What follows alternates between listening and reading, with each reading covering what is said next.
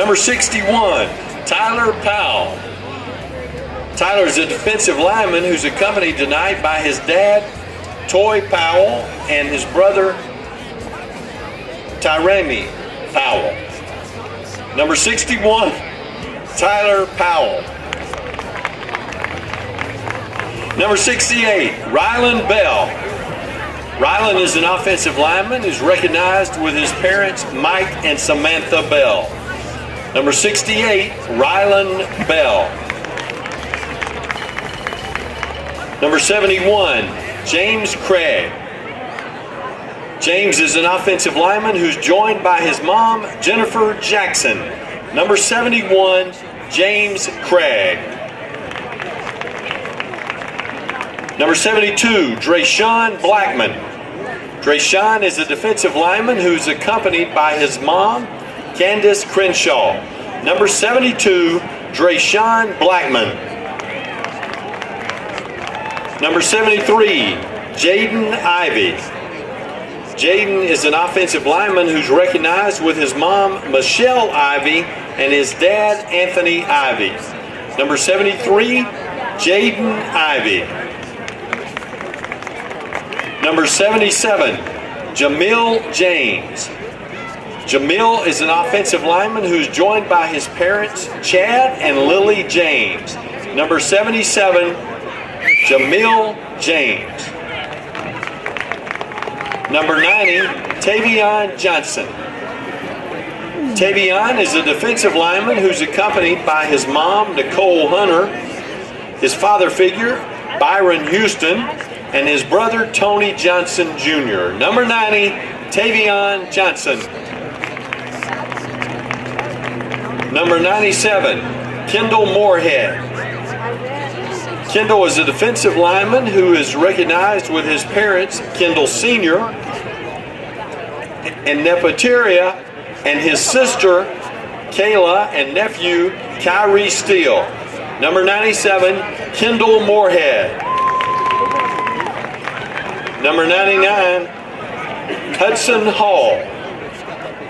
Hudson is a place kicker who is accompanied by his parents, Justin and Amy Hall, along with his sister, Sophie Hall. Number 99, Hudson Hall. Our videographer is Mia Williams. Mia is joined on the field tonight by her mom, Bridget Gordon, her dad, Mike Murhead, sisters, Leah Hayes, Aiden Tiff, Bree, and Mickey Murhead. The videographer, Mia Williams. Manager, Ryan Willis. Ryan is accompanied by his mom, Latanya Willis. Why is your shit so stiff? Manager, Ryan Willis. Move it up or down. You can? Manager, really. Rex Soames. Like, what do you mean, like up and Rex down? is recognized with his parents, Tommy and Jessica Soames. Vertically? Like that? The manager, Rex Soames. Try moving. There's the other one. Pretty sure that should help. Ladies and gentlemen, let's give a big round of applause for these outstanding senior football players who brought us so many outstanding memories. Your senior patriots. And now for our cheerleaders. Yeah, I don't know what's up with those. Co-captain Gabriella Hackney. She's been cheering for 14 years. After high school, she plans to attend and cheer at the University of North Alabama. After high school, she will be getting her degree at UNA in nursing. She is escorted by her parents, John and Jennifer Hackney. On that side, Gabriella Hackney. Red tape. Get it and bring it here. I need you to take that up here. So Kira Little. Kira has been cheering for 2 years. Just ask them about the After high school, she plans to attend the University of Alabama and major in communications and journalism. She is escorted by her parents, Anthony and Faye Little. Kira Little. Captain Haley McGee. Haley has been cheering for 6 years. She plans to attend the University of Alabama and major in English. She is escorted by her parents, Andy and Hannah McGee. The captain, Haley their McGee. last game on on this field. So, they're excited to get back out there and, hopefully leave a mark, leave some sort of mark of this game. No pressure on us tonight. There's nobody that expects us to win. You got that so right. They can kind of go out there and enjoy their last game and, kind of let it all hang out, Brad. Well, and the good news, in the past 10 years, we've played Thompson multiple times. That's right. And every time we've played them, it's been a tight matchup. I remember a couple years ago when we had it was a fantastic game at Thompson. Yep. And then, of course, we played a really tight game here when Talia was the quarterback. Yeah, I think that was the year. I believe that's correct. That's the year we made the state semis, That's exactly Brad. right. Because that I believe Talia threw 4 interceptions that night. Unfortunately, our quarterback, not to be named, threw one more than that. But it was a one-score game, and then, like you said, game the year previous to that, we beat them in Alabaster. If I remember, exactly right. Kagan Campbell had one of the greatest plays I've ever seen that didn't count when he it was amazing. When he dove out of bounds and threw it back into his teammate. But that's going a little far back. You remember that. Okay. That was way back 8 years ago. Hey, guys, we had a nice little run there of the introductions for the seniors on the football team as they get their due respect given to them tonight here on senior night. But what we're going to do right now is we're going to take a break, and we're going to talk to Coach Jamie Mitchell and see what he has to say about tonight's game. So let's go to the Coach Jamie Mitchell pregame show now.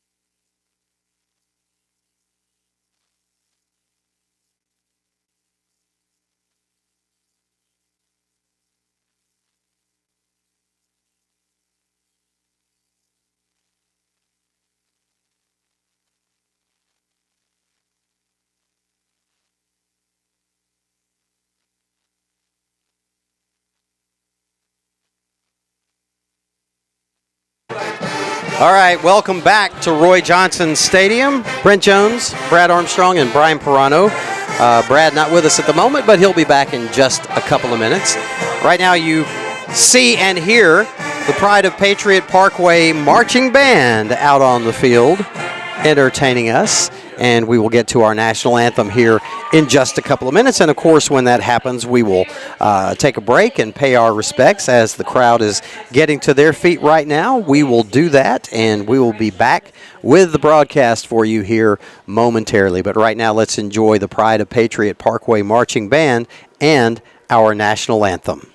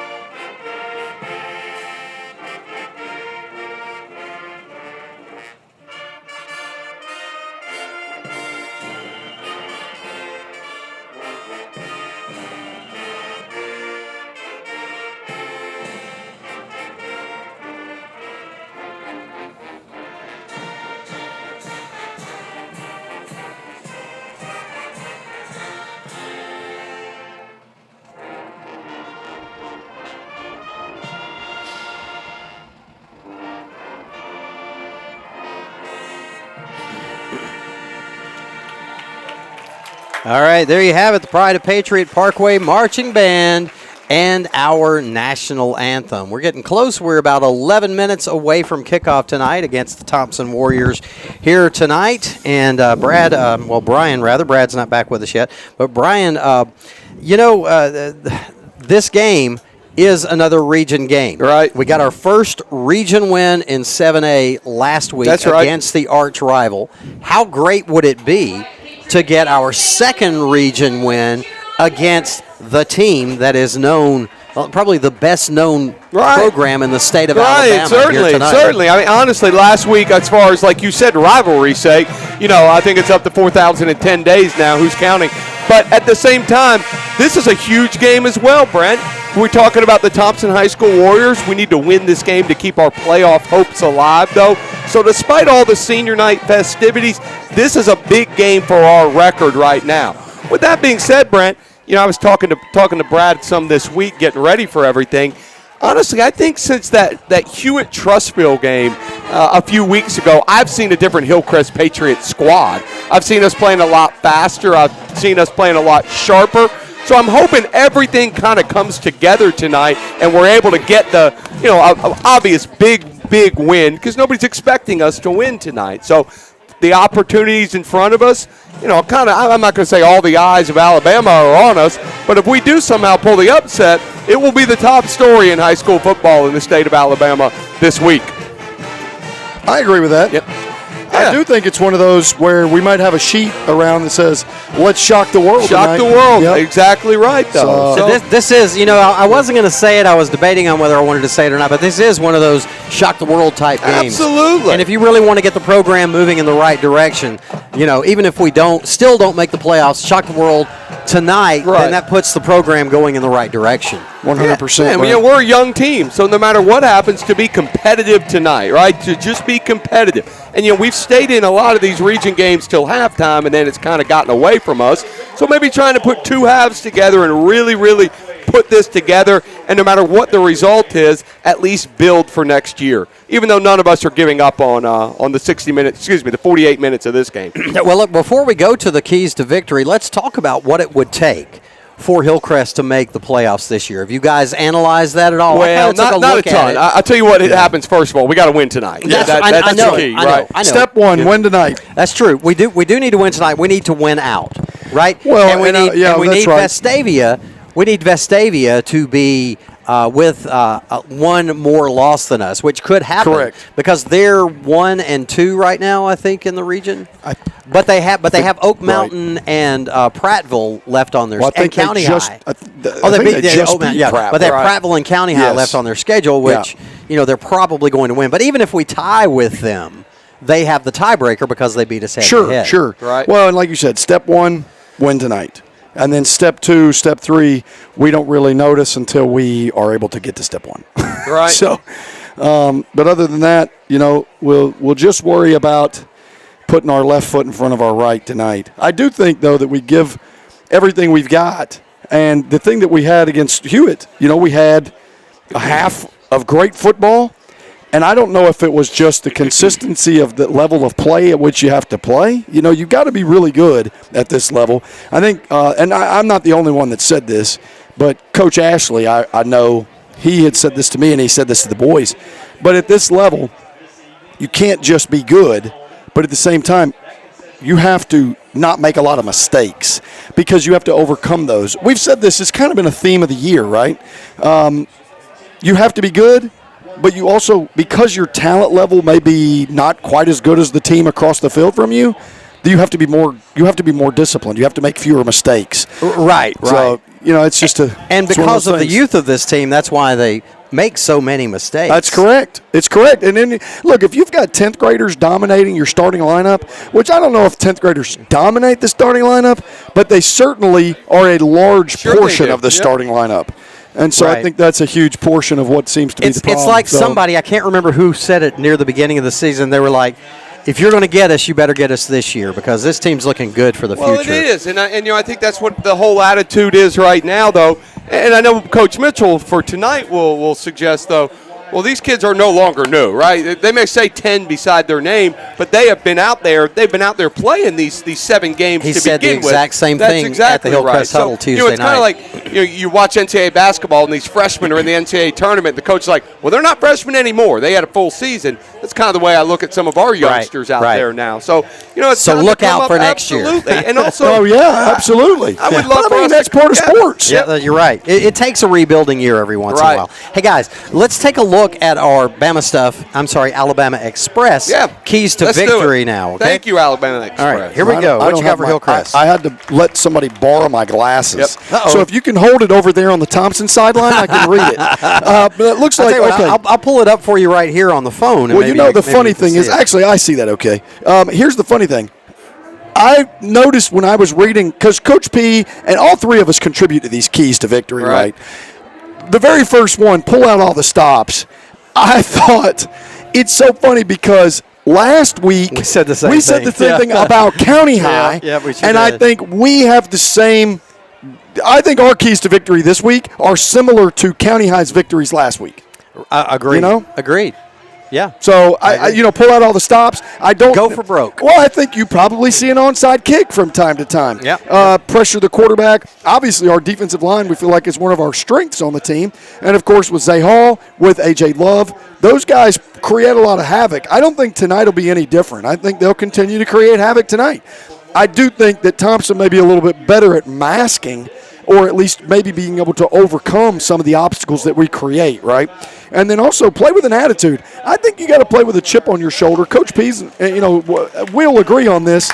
We have got to play with a chip on our shoulder. And it's got to be this chip of we're still Hillcrest. We're still Hillcrest. That's right. That's right. We know that you have a great program. We respect that. But at the same time, we have a good program too. Yeah. And I think that it's important for your kids to play with that sort of attitude, and you got to play with some sort of respect for yourself. Hey, guys, we'll come back to the keys to victory, but let's move on to the Alabama Credit Union coin toss, which is going on out at midfield right now. We've got special guests. I was about to say, Yes. long time supporters of the Hillcrest community and members of the Hillcrest community, Chuck and Gina Frith, honoring them on this Breast Cancer Awareness Month right now.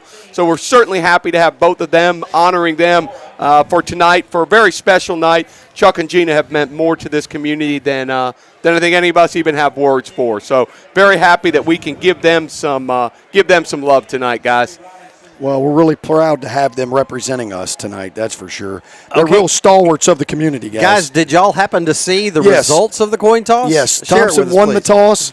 They deferred. We took the ball. Okay. Yes. It'd be nice to take advantage of this first possession. And, honestly, this year, the strength of the team has been the offense. So, why not take our chances and, get the offense rolling first? Well, I hope so. I hope What an that's the case. enormous sign over here. Well, the good thing is, what our theme is tonight is Wreck the Warriors. And they said, caution, hard hats required in this region. Well, all our kids were dressed in construction gear wearing hard hats today. So we're ready for it. So, you know what? By gosh, we're ready. All right. So let's get back to those keys to victory, if we could, and finish those up. Well, actually, let's stay right here because the team's about to break through the banner. Let's wait till the team breaks through the banner. Okay. Then we'll go back to the keys to victory. So the Patriots did not make a special banner for tonight, just the traditional Hillcrest Patriots Power H banner. And here they come, led by the PATS Pats flags, carrying the American flag and the Patriot flag to the sidelines, and we're ready for football. Okay, so now if we can go, Caitlin, back to those keys to victory. Well, for Thompson, honestly, I think it was get out early right now, okay? Just go ahead and make sure, a lot of what we were saying is punch him in the mouth for us. Make sure you're not intimidated. Well, Thompson's goal is they want to stop us early. We're getting the ball, stop us, go down and get 7 points of their own to make sure they set the tone and to possibly deflate Hillcrest a little bit. A little bit difficult. Don't think that graphic's up yet, but we're getting there. Thank you. There we go. Next one for Thompson, stay in their lanes. I think Hillcrest, I think Brad said it, we may try some trick plays, maybe some onside kicks. Make sure Thompson is staying in their lanes, doing everything they need to do, not overrunning the ball, just doing your job and not letting Hillcrest get any misdirections. And then lastly for Thompson, just don't sleep on us, right? Right. I know Coach Freeman has the utmost respect for Coach Mitchell. Those two have become friends because of all their success, but just making sure they don't take us for granted. I'm reminded of last week when we were doing our college picks, and I said, guys, watch out for Vanderbilt. This could be a trap game. This could be a trap game for Thompson right now with Hillcrest. I'd love to think so. I hope so. I'll say this. Remember, entering 7A this year, the two winningest coaches in Class 7A are on this field tonight. That's right. Oh, okay. Didn't know that. Yep. That's awesome. All right, so here we go with the Hillcrest tennis kickoff. The kickoff goes into the end zone, and the Patriots will start real quick at the 21st and 10. The kicker's limping coming off. His plant foot slipped, number he slipped. 37. He sure did. And you can see right now he's favoring that plant leg right now as he goes to the sidelines. And that did could be slip. significant. Yep. And guys, number 37, John McGuire, am I correct in saying that he is an Auburn commit?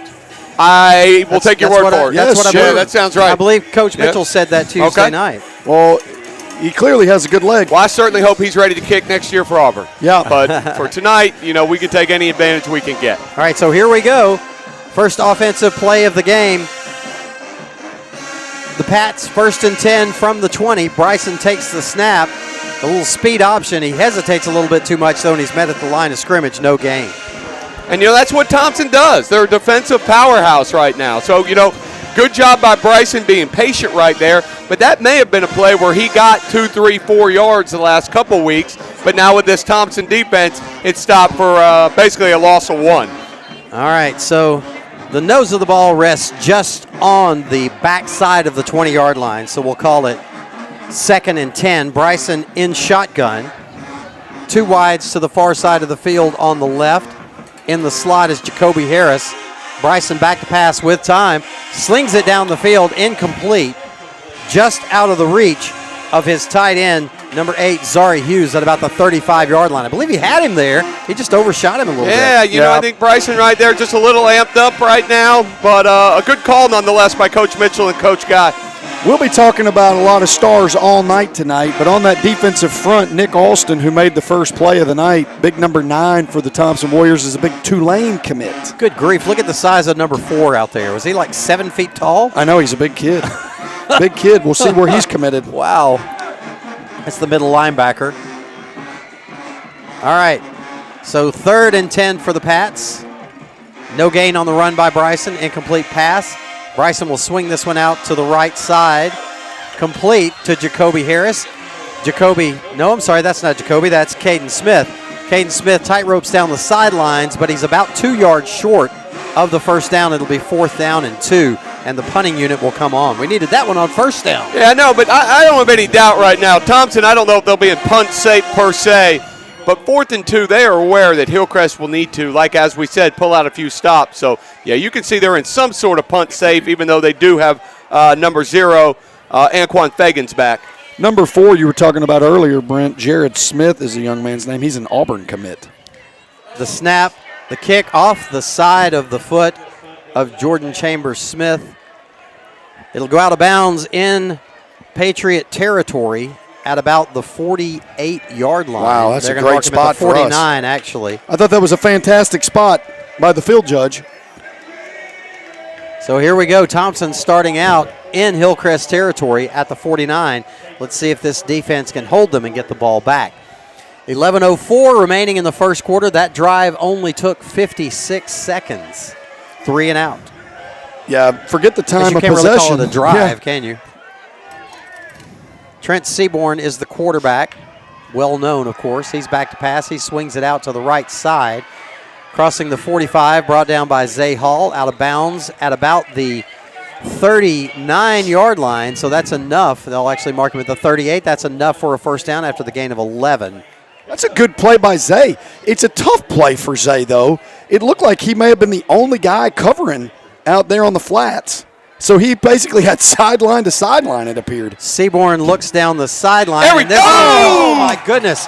Coming across to make the interception, reading the quarterback's eyes, was the Pats' number 0, Jamarian Bennett, but he was unable. He was there to make the pick. He just didn't haul it in. Yeah, well done. Really, that was well done by Jamarian. He played kind of in a single safety look, kind of played free safety, just roam and get an interception, And which those is are what the he did. kind of plays that you have to have if Well, you're going you have to make if you're going to that. shock the world. Yeah, you have to make make that, those. bro. You You're have to right, follow through with them.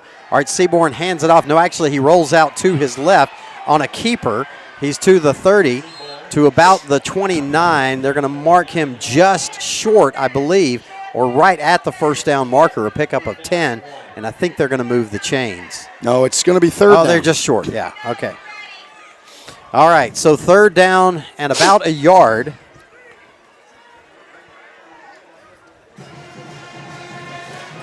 Seaborn in shotgun, 2 wide receivers to the right, 2 to the left. Man comes in motion. Seaborn takes the snap, hands it off over left guard. It is a first down across the 25, down to the 24.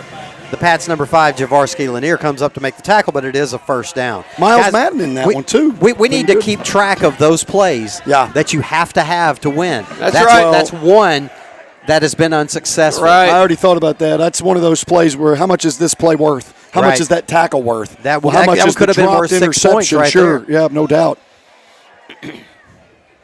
Seaborn takes the snap, play action, throws it out here to the left side, complete and out of bounds at about the 21-yard line. That's a pickup of about 5. It'll be 2nd down and 5. So far, Hillcrest is playing a lot of bend, don't break. Let me keep him in front of me. Feels a lot like Joe Kynes, you know. But as the field gets more condensed, it's a little more difficult for the defense. You hope. Right. Play action. Seaborn completes this one to the right side, and a great tackle. Flag down. Made by the Pats' Javarsky Lanier. Only a short gain of about 3, and there is a flag on the play, as the guys That is mentioned. a great job by pursuit right there. I'm not sure if it was the coverage we wanted, but a fantastic job by Javarsky breaking off of his man, going to make it for a minimal gain, if at all. Was that illegal man downfield? That's exactly right. Illegal man downfield right there, Brent. All right, so Hillcrest will accept the penalty. It's a 10-yarder, and it'll make it 2nd down still, but 2nd and 11, all the way back to the 26-yard line. You hate to say the defense needs a big play because they had an opportunity. But you got. How about this? Hillcrest has got to take advantage of a big play. Exactly. Yeah. Take advantage of a penalty like this, too. Sure. This is another opportunity, backing them up 10 yards. Definitely. Keeping them from getting the first down, hopefully. How many points is that penalty worth? We'll find out. We'll find out. A little surprised Coach Mitchell accepted that penalty, but I know he knows a lot more than we do. I guess pushing him behind the chains even further. Seaborn in shotgun again. The snap, he rolls out to his right, being pressured, throws back to his left. Oh, great play by Lanier. Jarvarsky Lanier. Yes. Stopping the reception after about a half-yard gain.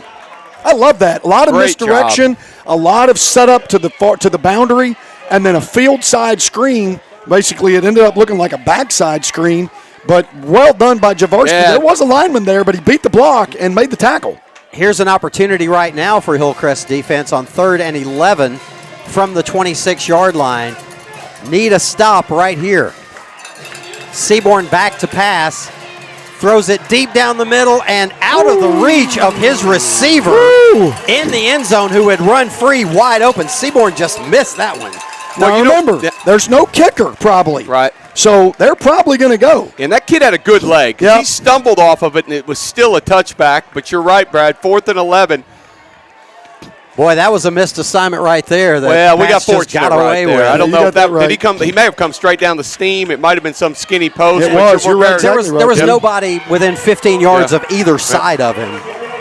That was just a simple pitch and catch. Well, here we go. Either way, it's 4th and 11 for the Warriors. The Pats with an opportunity to get a stop right here. Seaborn back to pass. Throws it across the No, middle. no, and no, this no. one is Go intercepted. down. Go down. No, go. Take it back now. Jamarian Bennett, who Take it runs back, it out of the Jamarian. end Go, zone Jamarian. for the 25. Stay up, to Jamarian. the 30, the Hold the ball, hold 35, the ball. the 40. Jamarian all the way back to the 40-yard Let's go, line. man. Yep. Go. And you know what, guys? Listen, I was hollering no, because I wanted the You field want- yeah, position on the correct. 24-yard line. But he showed me right there, took it a great job right there, returned it to our 41-yard line now. Great field position. You know what? He said, Jamarian said, hey, I dropped the first one. No Right. worries, guys. I'm going to make sure I get it and make it up. And he did just that. That particular play also says to me that Jamarian may be able to see Trent Seaborn's eyes. You know, because, he was on Hillcrest Huddle the other night talking about how he does that. And Coach Mitchell has mentioned that he's never had a player who sees the quarterback's eyes like Great. Jamarian does. Well, he's done well so far tonight. 1 for 2 on the picks. Here's a pitch out on the toss Good block. sweep. Fighting his way forward to about the 44-yard line goes the Pats' Christian Ritchie. That's a pickup of about 3. We'll call it 2nd and 7. And that's the run I'm talking about. Yeah. I talked about how Hewitt, we seem to play with a little more pace and urgency. First 2 games, we were half a beat slower. Christian hits that hole hard now, as well as, and he delivers hits no matter how big the linebacker may be. Well, I like the aggressive block by Ryland Bell. 3 yards on a first down will take it. You got to keep chipping. Christian, of course, with the big close to 200-yard game this past Friday night. Oh, goodness. On the option here, Bryson is met in the backfield. They'll actually stop him for his forward progress for only a loss of a yard, so it'll be 3rd and 8. Yeah, but no matter if we're running successfully or not, we have to continue to try to keep Thompson honest. Even that right there, it lets Thompson know, hey, we're still willing to do it. In that may turn into Bryson fakes the option, drops back, and tries to hit a Caden Smith or something. Well, the other thing is you've got to do what you do. You don't want to be somebody else. You're certainly not going to beat Thompson being Bizarro you know? Right. Bryson in shotgun, 2 wides to the right, 1 to the left. Here's a pitch out. Jordan Chambly is in, and he slings it. Smith, who can't hold on to it at the 25-yard line. Jordan Chambly had snuck in there, the backup quarterback, with an opportunity with Caden Smith with a step, but he couldn't haul it in. Beautiful play. That's another one. That is. That's 2. Now That's 2 remember, we opportunities. got the other one back. Right. By the right. interception by Bennett. And, you know, with it being 4th down, obviously probably not getting this one back yet. But, golly, you They got to had that take one it in their pocket. Boy, they sure did. They sure did. It's not Just gonna work not able again. to connect. You But can't go something back else to will. it. Something else will. All right, right now we just need a good punt from Jordan Chambers-Smith. He gets the kick away. It's a wobbly kick. Much that better will punt. bounce at about the 34. Get out of the way. Takes a little bit of a Hillcrest bounce and will be down at the 29. Who is that? Out of the way. I don't understand. I'm not a football coach. I know that. But I'm not, like, unable to see what needs to happen on special teams. Right. All right, so they do mark it just short of the 30, so it'll be 1st and 10 from there. Not a bad punt. No, good job, certainly. And like you said, we may have been able to get 3 or 4 more about it if we had been a little more observant of the ball. Nonetheless, certainly a better field position for us on Thompson's second drive. All right, so here we go, 1st and 10 for the Warriors. The snap, Seaborn back to pass, being pressured. Get over there. Slings it downfield and complete across the sticks down to the 43-yard line. That's why he is Trent Seaborn. Yeah, it was also a great catch. I think that was good coverage there because he had 2 Hillcrest Patriots bracketing him. He went up, got the ball, but like you said, Brent, good job by Trent Seaborn making that pass catchable. After the gain of about 14, it's 1st and 10 from the 45 of Thompson. Seaborn takes a snap, play action, completes this one to the left side. No forward progress. Yep. No. And there is 6. Who is that? Josh 6? Whitehead. Okay, yeah, Josh Whitehead there to make the tackle. Only a gain of about 1 on the reception. Thompson starting to play with a little pace right now, trying to catch the Patriots off guard. 2nd and 9 from the 46. Seaborn looks to the sideline for play change. 5 wide. Communicates that to his offensive line. Now takes the snap from an empty set. Being pressured, slings it down the middle. The receiver is wide open at the 25, and he will walk into the end zone. Touchdown, Thompson. 6:30 remaining here in the first quarter. Thompson strikes first, 6-0 over the Pats. Yeah, I think that looked like, golly, they got 2 number 8s, maybe Trent McCorvey, number 8. I'm going to go with McCorvey, yep. But he snuck in over there, and if you'll notice, P, in the 5-wide set, it ended up with him in the slot position, but he had Marvin Johnson, sophomore linebacker, covering him in man-to-man coverage, and it's difficult. You know, you got a linebacker on a running back, and that's always a good matchup for the running back. Yeah. Thompson lining up for the PAT. The kicker is back out for the PAT right there. Auburn commit number 37, John McGuire. Wow. Makes it 7-0 Warriors. 37's a kicker. He looks like a linebacker. You're right.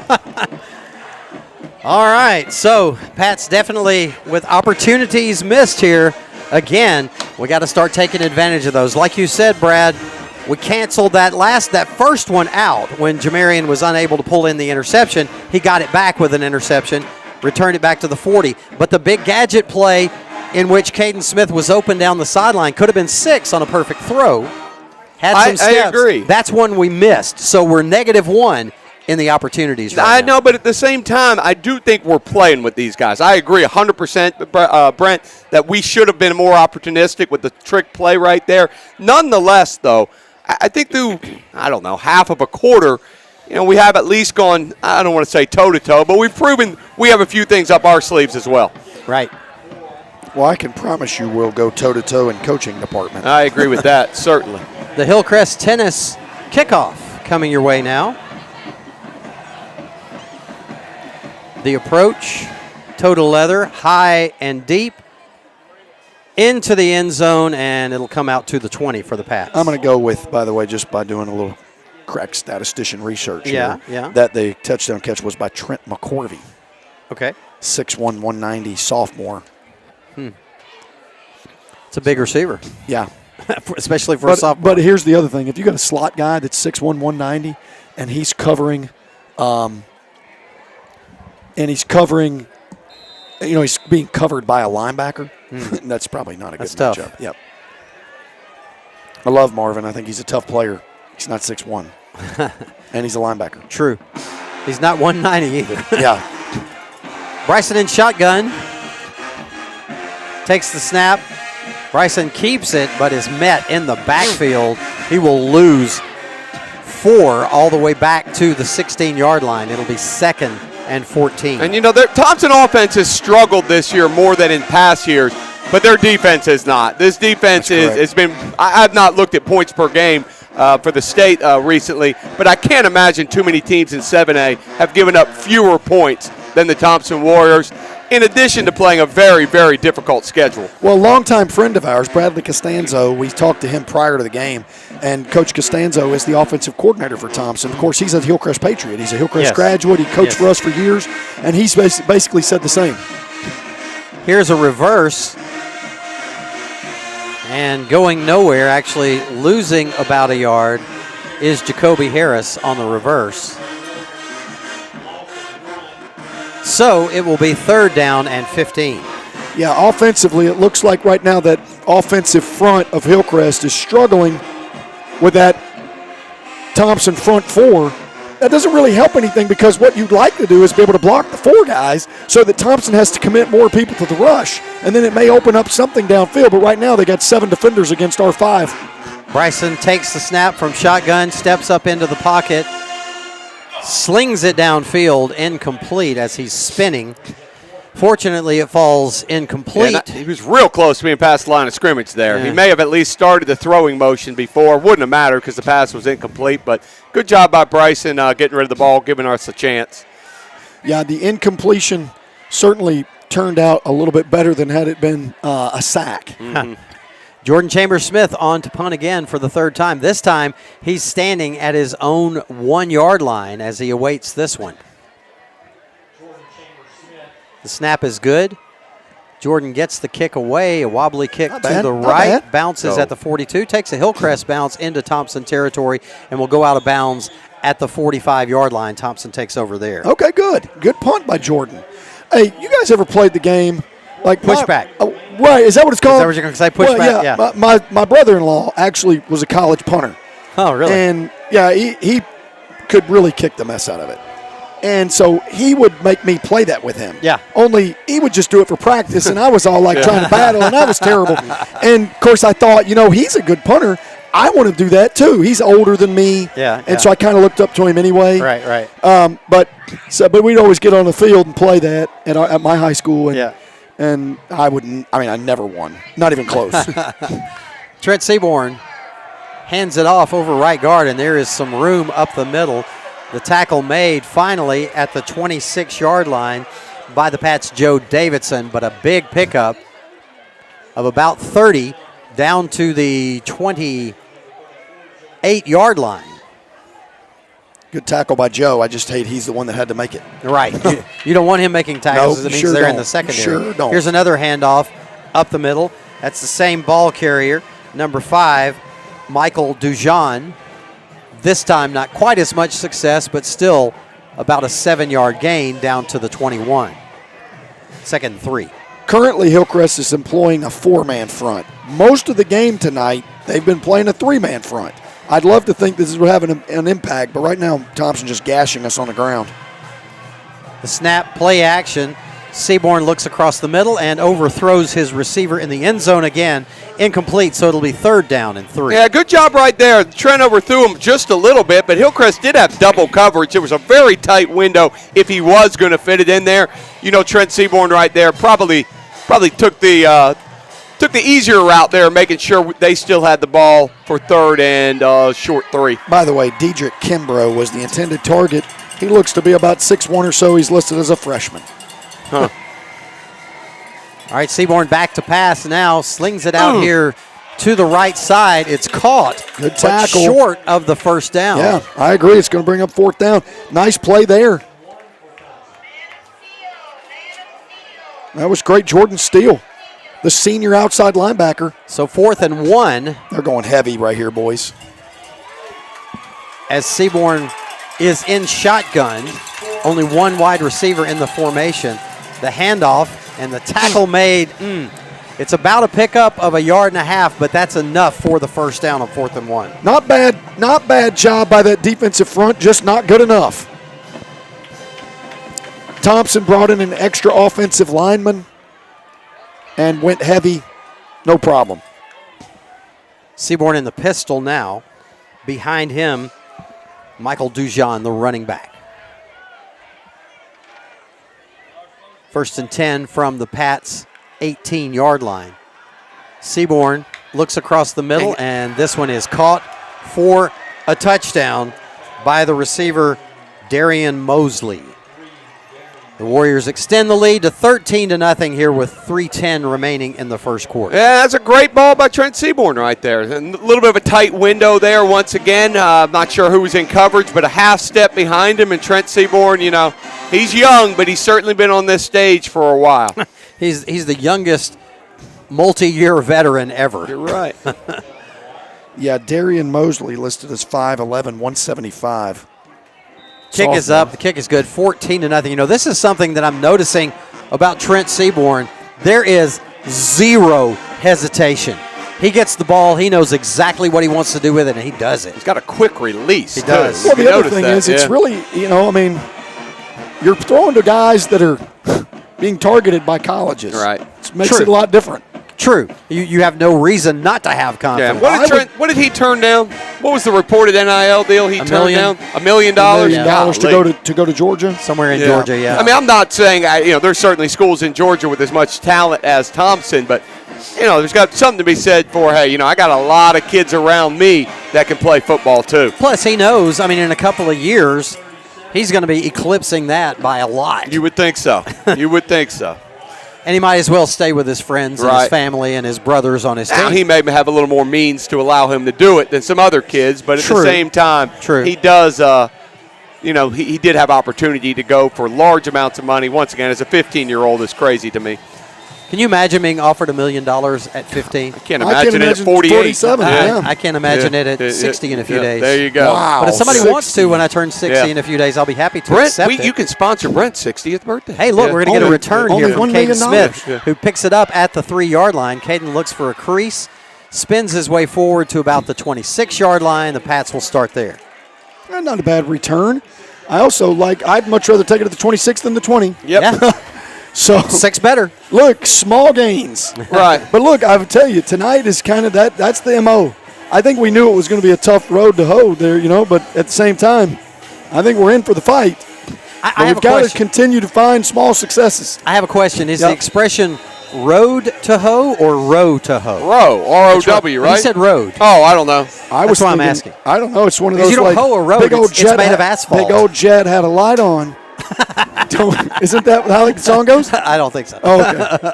What about New York Jets starting lineup? That's not it. What? Listen to the song. It sounds like that. Oh, okay. Steve Miller Band. Here's a handoff to Belly G to Jacoby Harris. He moves it forward about 4 yards, just past the 30. It'll be second down and about 6. I'm sorry, Brad. How many times have we attempted to throw the ball tonight? 4? 3 or 4, yeah. Okay. Yeah. I'm just wondering. Jamie is, and like Brad said, we've got to do what we've got to do, which is running the football right now. With success or no success, we are staying true to that. Well, and remember, the night that we played, I don't think how many pass attempts did we have last week? 9, maybe? Here's the toss sweep. Nice run there by Christian Ritchie. No, I'm sorry, that's Jacoby. And Jacoby has 7 yards, and that's enough for the first down to the 38. I think that's our first down of the night, isn't it, boys? And I must correct myself again. I was right the first time. It was Christian. Well done by the Patriots, and I think you're right, P. I like the fact that we want to do what we want to do. Absolutely. Coach That's Mitchell, our bread and butter. Absolutely. I told Coach Sweeney, just give us $250 between your two guys. There you tonight, go. I'm sure he'll be and we're happy to gold. take that as well. We are Couldn't gold. we? Had more than that last week from them, almost 300. Here's the snap, play action. Bryson slings it out to Caden Ball. Smith on the left side. He's got 11 into Thompson territory, and that's enough for Stephen Fikes All-State first down. Yeah, really well done. Nice timing. Good route by Caden out there. Also, really well delivered ball by Bryson Kimbrough. Early on in the season, boys, we've seen Bryson play. He's a ULM commit, and I think early on, a lot of people are like, man, I'm not sure if he can play. As the season has gone on, man, I'm telling you what, he looks like a D1 quarterback. Here's a handoff over right guard. This is Jacoby Harris this time, and a nice pickup of close to 4. Man, Brent, we're staying ahead of the change right now. There's a big difference in 2nd and 6, 2nd and 7, and 2nd and 11 right there. So, true. Even early in the year against some of these tougher region opponents, Hoover, Vestavia, Hewitt to a degree, we were not having 2nd and 7. So we are, even though we may not always see the results, we are seeing progress. Bryson in shotgun. empty set this time. Here comes Caden Smith in motion. He takes it, cuts it upfield. He barely gets back to the line of scrimmage before he's driven backwards, and it will be 3rd down and 7. Yeah, tough play there. Well done. You know, you got to give the kids credit. The other side of the ball, big number 11, Cam Pritchett. Let's see who he's committed to.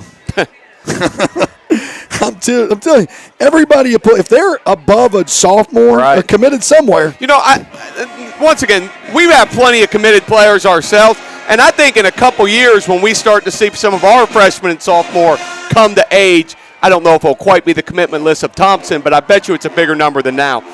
Big play for the Hillcrest offense, probably the last one of the first quarter. Bryson takes the snap, drops back, swings it out to Jacoby. He's got some room on the right side, a stiff arm, but he's driven out of bounds. Well, actually, they'll say he stayed in bounds for his forward progress, and he'll be about 2.5, 3 yards short of the first down. Yeah, and obviously that's going to be the end of the first quarter. So we'll take a break, take the end of quarter break. We'll be back after this. Hillcrest trails the Warriors 14-0. This is the Hillcrest Football Broadcast Network.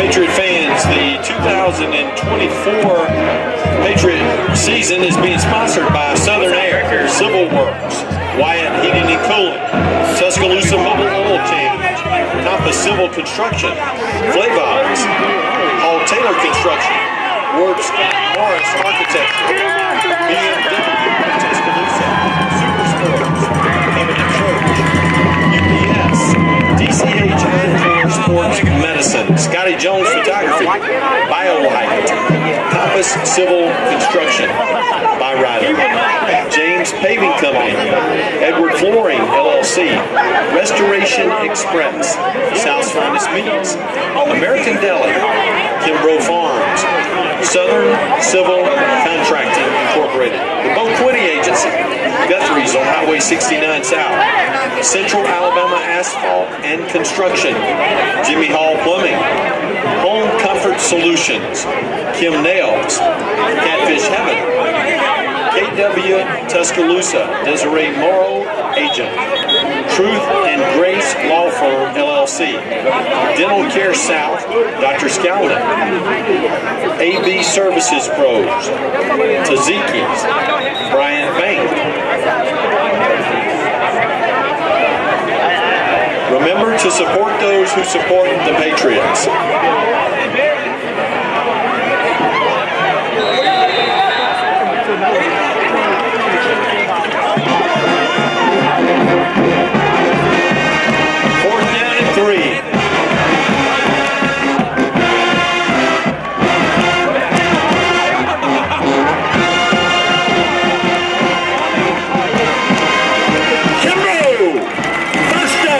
Patriots, move the chains!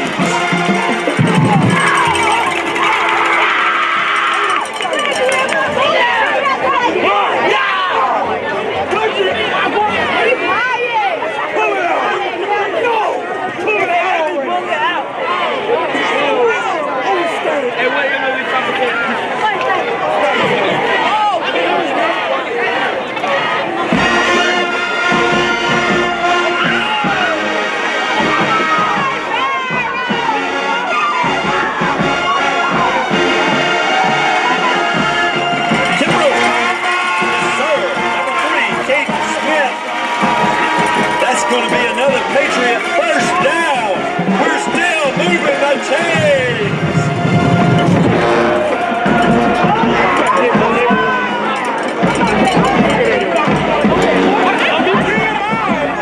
We got flag on the field.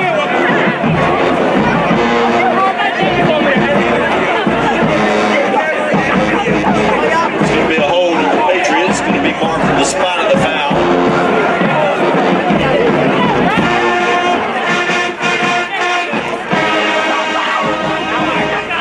First down and 20 for the Patriots.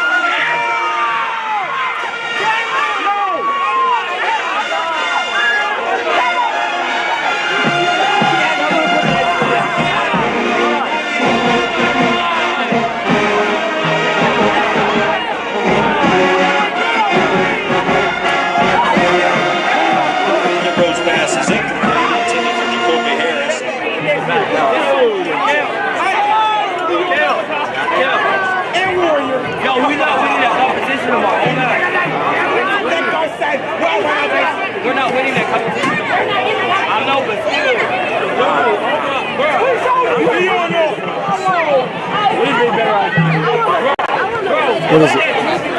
Here we are. Yeah, it's got to be there. It's got to be there always. Oh, okay. When we went to the commercial, but we're back now. Okay. We're good. Great. Bryson in shotgun. Back to pass being pressured, and he will be brought down way back at the 47-yard line. Third and eternity for the Yeah, and pass. Bryson's internal clock has to signal something right there. You could even see him. Read one, read two. After that, you got to get out of the pocket or throw the ball away right there. Tough play there. Defensive ends just kind of converged on the quarterback there, boys. Third and forever, this feels like just let's get something back. Well, at least our field position is pretty good if we punt it away here. Goodness, it feels like we squandered a great opportunity again, doesn't it? That's 3 times. Yep. We were down first and 10 at the 24 before the holding call. Here's a whistle pre-snap. Let's see what's happening here. Is this a timeout? A Delay of delay. game. On us? Yeah.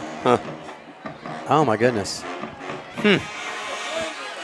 All right, so with a delay, that'll back it up. 5 more yards. Gosh, who can? What have you got down here? I got What do you 4th have and it as? 32, but I don't know. 4th and That's 32. Yes, yep. Let's see. Excuse me, third and yes. 32, yes. It's right around. That's pretty close, yeah. 31, 32. Yep. 3rd and 32, we'll call it. Bryson in shotgun. 2 wides to the right, 2 to the left.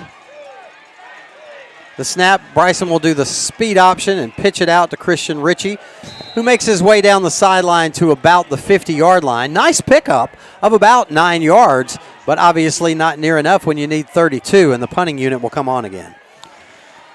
Yeah, you've got to be able to take advantage of every opportunity. Now, Brent, earlier you said 3. What was your third? I'm thinking the double pass.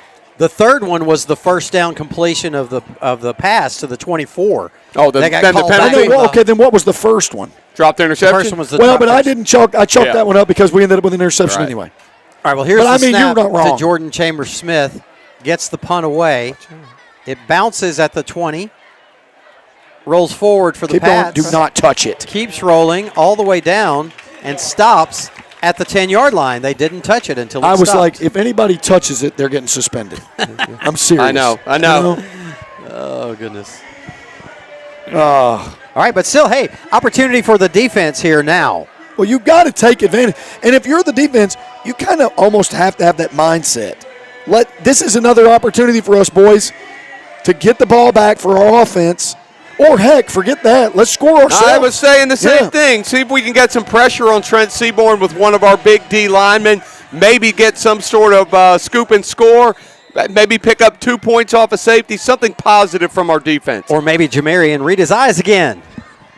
Trent Seaborn back to pass. Looks down the left sideline, and Good this job, one is Joe. caught. Was that No, caught? no, Joe swatted it away. Incomplete. Okay. Good Guys, job, Joe. Here's the other thing, and I don't know if you've noticed this, but to me, it feels like Hillcrest is playing right now. Let's just keep everything in front of us, and maybe that's the right mindset. I'm saying at some point, I would guess that we'll start to see some sort of blitz packages coming in to not allow Seaborn to just sit back there and pick us apart. What do you think? Second I and agree. 10 from the 10. Seaborn in his end zone. Lets this one fly down the left sideline, and it is caught. At about the 49, he'll be brought down. That's number 5 again. Michael Dujon, the running back out of the backfield, catching that one. That's a good ball by Trent Seaborn right there. He had half a step, and Trent put it right on him. You know, our DB couldn't get his head around. Big pickup right there for the Thompson Warriors. Seaborn takes it, hands it off over right guard this time. Pick up past the sticks down to the 39-yard line. Goes R.J. Evans, the running back. That'll be enough for a first down. Pretty good tackle over there on the far side of the field. I see Kendall Moorhead being subbed out. Deshaun Pope entering the game for the Patriots. Empty set for Seaborn. He's back. Looks over here to his right side, and this one is out of the reach of his intended receiver, Dedrick Kimbrough, at about the 31. Brad, how far was that ball thrown in the air?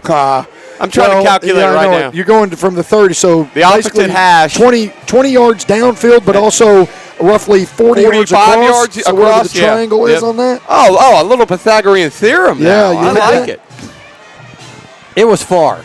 It was far. I realized he overthrew it, but he was still on a rope, was probably though. around a 40-yard line. Yep. He throwed it far. Yeah. He throwed it far. Yeah. He's throwing this one far, too, and it's complete at the 32.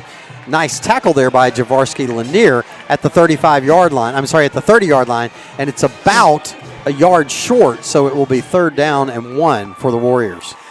I think the other advantage, not only, Seaborn's got a great arm. He's throwing to some of the best athletes in the state. Yep. But he also seems to have a really good command of the offense. Like he's probably no hesitation. a smart kid. Right. He's a smart kid. He's also got plenty of time. He knows to throw the ball. exactly what he's doing. That's true, Pete. And when he wants to do it, and he never hesitates. Here's a handoff over guard to Dujon. Dujon moves it down to the 20. Pickup of 10. Obviously, he only needed 1. That's 1st down. Funny thing is, they don't really strike me as like a running offense, and then they just kind of sneak it in there. You're kind of expecting them to throw it all over the place, and then here comes the dive. Well, it's like they've run the pass to set up the run. Oh, no doubt. Seaborn drops straight back, completes it over here on the screen to the right. He'll be brought down after a short gain of maybe about 2 after the catch there by Darian Mosley. Pretty good play there at Zara Hughes on the play from his defensive end position. And then, of course, Javorski Lanier, who's had a pretty good game from a defensive called standpoint. His name quite he sure a bit. has. He's made a lot of tackles. Some of them, I'm not a coach, so sometimes you think, is it his fault that he caught it, or is it his fault that he tackled him? Seaborn back. Yep. Slings it across the middle, complete. Javorski Lanier makes the tackle, but the tackle is at the 2-yard line on the receiver, Dedrick Kimbrough, who caught it on the slant. Yeah, and you could see Brandon Walker down there. Yeah. You saw the same thing as me. I think he lined up on the wrong hip right there. I think Brandon wanted him to play some sort of inside defense right there and not give that up, and he ended up doing just that. And here's Dujon walking into the end zone for the 3rd score of the night for the Warriors. 6:40 remaining in the first half. Thompson extends it to 20, zip. The other interesting thing on that particular play, Brian, there was a blitz. It was a cat blitz from the near side, and the running back released, and the hot route becomes the running back, except for the slant. He opened it up. So you basically had Javorski Lanier on 2 Thompson Warrior receivers on the boundary, and he just wasn't able to make a play. Snap. The kick is up, and the kick is good. 21 zip. Warriors. Well, obviously not the start we wanted, guys. But at the same time, you got that right. At the same time, Captain Obvious. it is, yeah. and that was very much Captain Obvious. But whatever we got, 2.5 quarters left in this game. You got to find something to learn from, right? You've got to try something right now. Whether it may not come to fruition even this year, maybe a year from now, maybe 2 years from now. You just got right now, it's all about continuing to fight, making sure you're not hanging your heads. I know it's real hard, especially it's hard for me, much less 15 through 18-year-olds, really just playing the next play and trying not to worry about the scoreboard. But that's kind of where we are right now, guys. It's just been a pretty impressive display so far of athleticism. And let's go ahead and point out that was a 90-yard drive, guys. Yeah. How many plays? 7? Somewhere around there, yeah. Wasn't many. There was a big play to big Dujon. Yeah. Got him around midfield, and after that, they just kind of coasted in.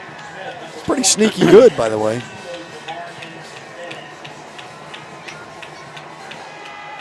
Kickoff is away, and it will land near the back of the end zone. So the Pats will start out 1st and 10 from the 20. Well, look, let's try to get something going, right? Trying to get some sort of offensive rhythm, which I feel like we had. And then, of course, the holding penalty didn't help the situation. That's true. We could, if that holding, here's the thing. If that holding penalty doesn't happen, of course, we're doing the whole ifs and buts, I know. candy and nuts and everything. But if that holding penalty doesn't happen, and we go ahead and drive that one in and get a touchdown, We're looking at 14-7 right now. Well, that's why we had to say we had to be advantageous with every possession we had and take every break we could possibly have. Let those opportunities count. Bryson under center, I formation, 2 wides to the left. Bryson takes it. It's offsides, boys. Okay. Pre-snap penalty. Offsides on the Warriors. On the Auburn commit. Number 4? Yeah, I think his name is Gladiator Smith. Jared Smith. But did you look up his size? He's got to be 6'7". He's 6'6". 6'6". Okay. Yep. Does it have his weight? It did, but I clicked off of him. I'll look it back. Okay. That's a big kid right there. I'm. Let's see. What was the kid's name? Something Smith. Jared Smith. So 1st and 5 after the offsides call on Goliath. Yeah. It's okay. We got some Goliaths. Here we go. The snap and the belly G over right guard to Christian Ritchie. Christian will pick up a couple to about the 28, and it will be 2nd down and 2. I got 6'6.5", 235. Wow. That's a big boy. Senior? He is a senior, and you said he's senior, committed to Auburn? Senior, yes. Okay.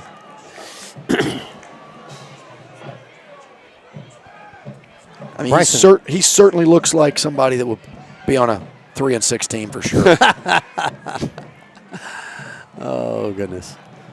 The snap, the handoff to Jacoby Harris. He just sticks his head in there. Good job. I like it. Fights for yardage, gets past the 30, and that's going to be enough to move the sticks for a Stephen Fikes All-State first down. Way to run the ball, man. He took it and hit the hole hard.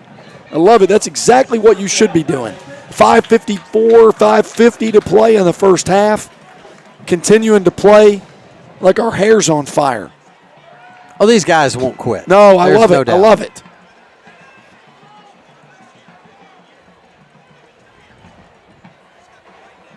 I formation with Bryson under center once again. He hands it off.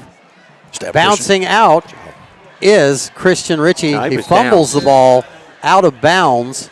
Let's see. I think they're marking it where I think he fumbled before he went down, but it went out of bounds, and he got an extra couple of yards out of that tough run on the fumble out of bounds. We'll take the extra yards, that's for sure. Yeah, and that makes it 2nd and 4.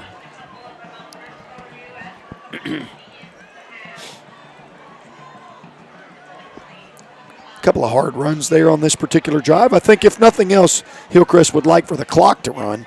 Not sure why the clock. Well, because the ball went out of bounds. Yeah, but I thought it would crank back up on the ready.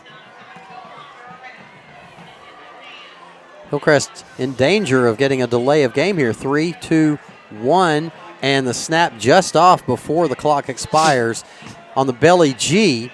That's Christian Ritchie. Still fighting for yardage, and he moves it all the way down. Wow. Let's get the replay on that one. He moves it all the way down to the 47-yard line. Brad, who's this replay brought by? The pile. Oh, yeah, this replay brought to you by the Maxwell Mustangs. Thank you, and Maxwell. Maxwell Elementary, home of Principal Francis Ann Baggett. I think I've heard of her. She's awesome. 5 minutes even remaining in the first half. 1st and 10, Stephen Fikes All-State first down on the tough run there by Christian Ritchie. Pat's just moving it strategically down the field. Here's the handoff to Jacoby Harris. Jacoby sticks his head in over right guard. Moves it to the 49, a pickup of 2. It'll be 2nd down and 8.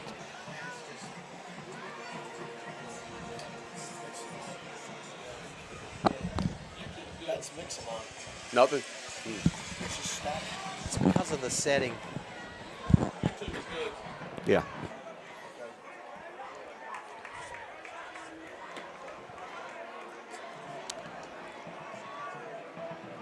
All right, 2nd and 8. Bryson looking to the sidelines.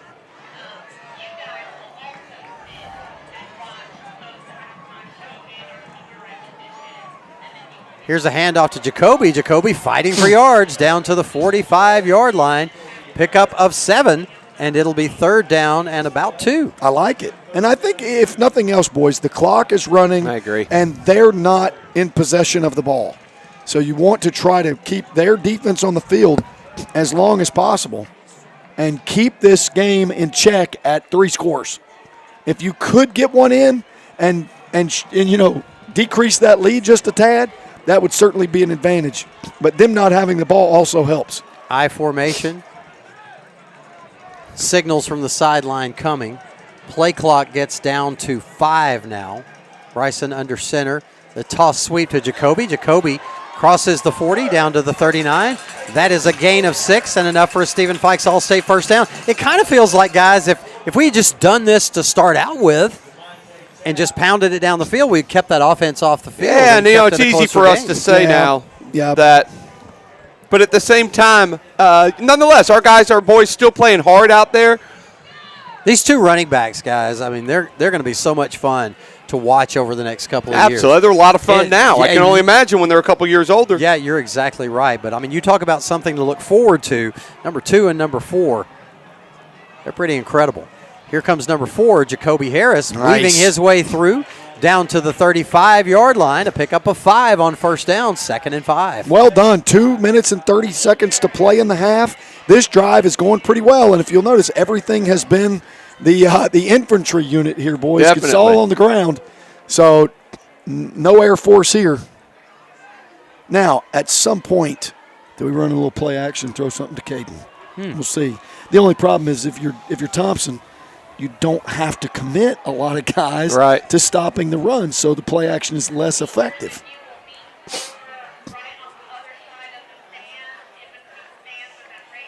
The snap, the belly G to Jacoby down to the 30. That's enough for a first down. Stephen Fikes All-State first down, 1:52 and counting remaining here in this first half.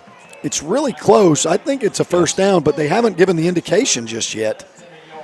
Wow, where's the ball? I think they're going to measure right now, guys. I think we got Mixelar up and running now. Good. Okay, great. Let's check. Nope, it's first down. They do.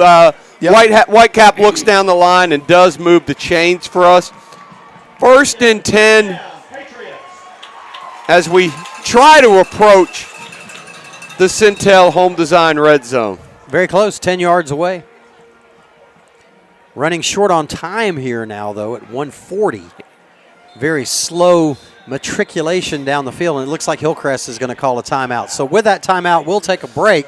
Your score, Thompson 21, Hillcrest nothing. Back after this on the Hillcrest Football Broadcast Network. Sam, what initially drew you to become a member of Alabama Credit Union, and how has your experience evolved since then? Yeah, so I came for college, and my dad and I came down, and Alabama Credit Union was convenient to campus. Being young, first time opening a bank account, and looking for some relationship. And so that's where I started. And then over the years, I have gotten married, had a family, and so it's just been with me every step of the way and in relationship with me. Sam. Back at Roy Johnson Stadium, 1:35 remaining in the first half. Hillcrest trailing the Thompson Warriors 21-0, but fighting to get on the board with the ball 1st and 10 at the Thompson 30. This has been a really good drive, boys. Yeah, I also like this is what I might think of as a personality drive, because this is who we are. Right. And it's like, we're going to do this, and if you can stop us, fine. But so far, so good. I love the attitude that we've run the ball with this particular drive, and I'm okay with 6 yards here and there. I'm okay with the 4-yard play. I just want us to get it in the end zone before this half runs out. Yeah, no doubt. Starting to worry about the clock here. Bryson under center. The snap. Fakes the pitch. Looks downfield. Slings it. Oh, man. Off the hands of Jacoby Harris. Oh, I thought that was a good throw 20. there. It was. He was in his hands, too. He just couldn't haul it in. Yeah, good job by the offensive line, giving Bryson time a little bit, allowed Jacoby to come out of the break, and he was open, and the ball was slightly high.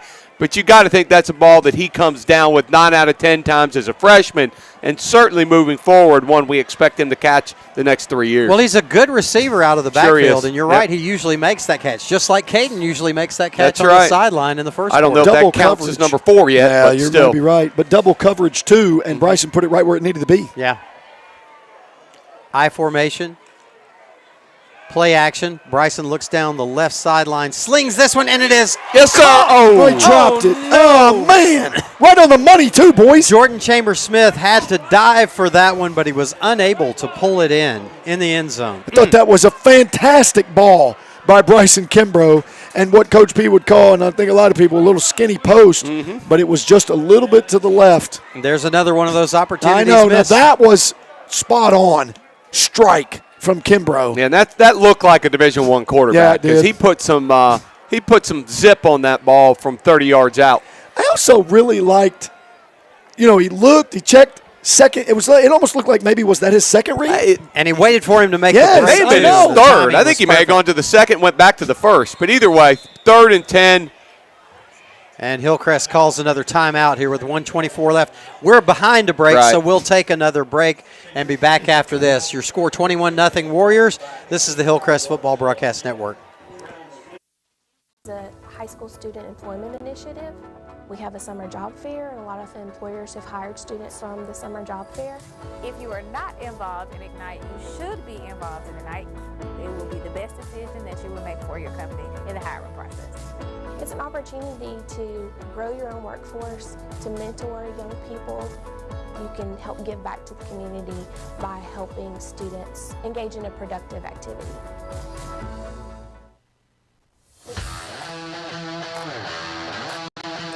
Back at Roy Johnson Stadium, 1:24 remaining in the first half. Hillcrest with 3rd and 10 at the Thompson 30, trailing 21-0. And guys, we were talking during the break how if you want to get back in the game, well, if you want to stay in the game, you can't squander away the opportunities that you get. But now that you're down 3 scores, if you want to get back into it, climb back into it eventually, then you still cannot squander those No, and opportunities. you've got to score here at the end of the first half. Thompson gets the ball to start the second half now. Good long drive. I believe we're somewhere around 6 minutes on this drive. Started at our own 20. Right.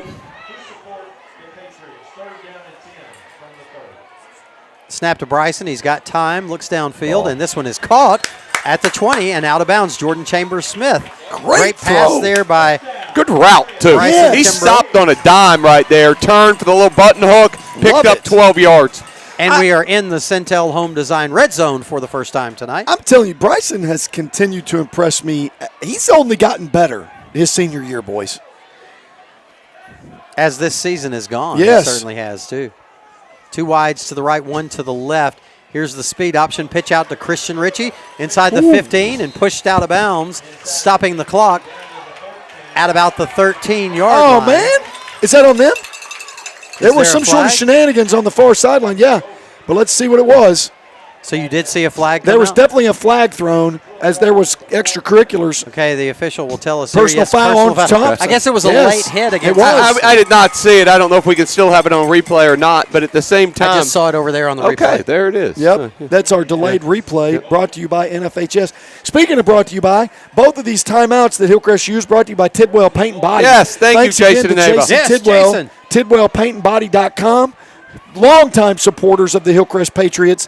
Jason Tidwell, your local paint and body shop guy. Yeah, that's half the distance, guys. Thank you, Jason Tidwell.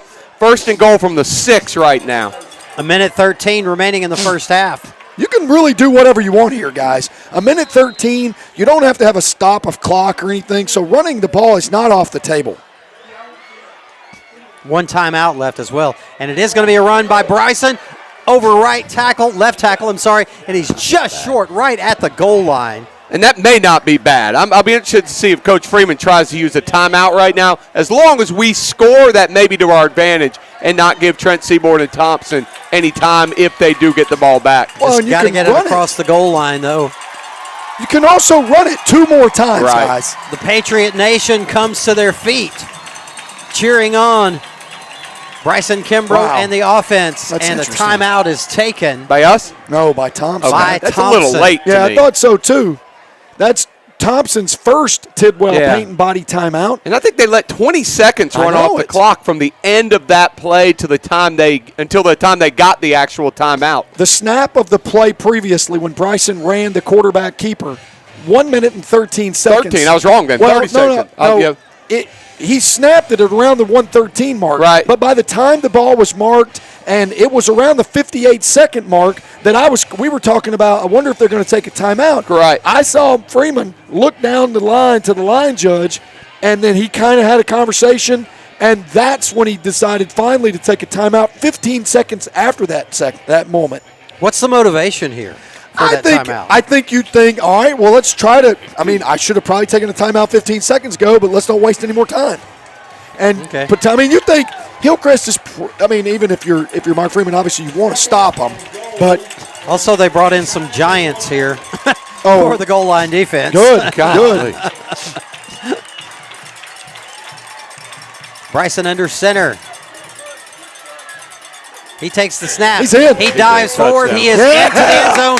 Touchdown, Patriots. Let's go. The Pats are on the board. 41 seconds remaining. New score, 21-6. Look, when you're on the line of scrimmage, when you're on the goal line, it's a battle of which line can get lower. And Hillcrest won that battle right there. And Bryson sure got low, well, too. boy, they all got low, and they just kind of submarined the Warriors for 6. So well done. And for some reason, and guys, where's the S? Cheerleaders. I think it's just the. Of course, we have enough senior cheerleaders to run the S. We've got the Dr. Brandy Patterson of Brookwood Women's Health Center extra point attempt coming on from Hudson Hall.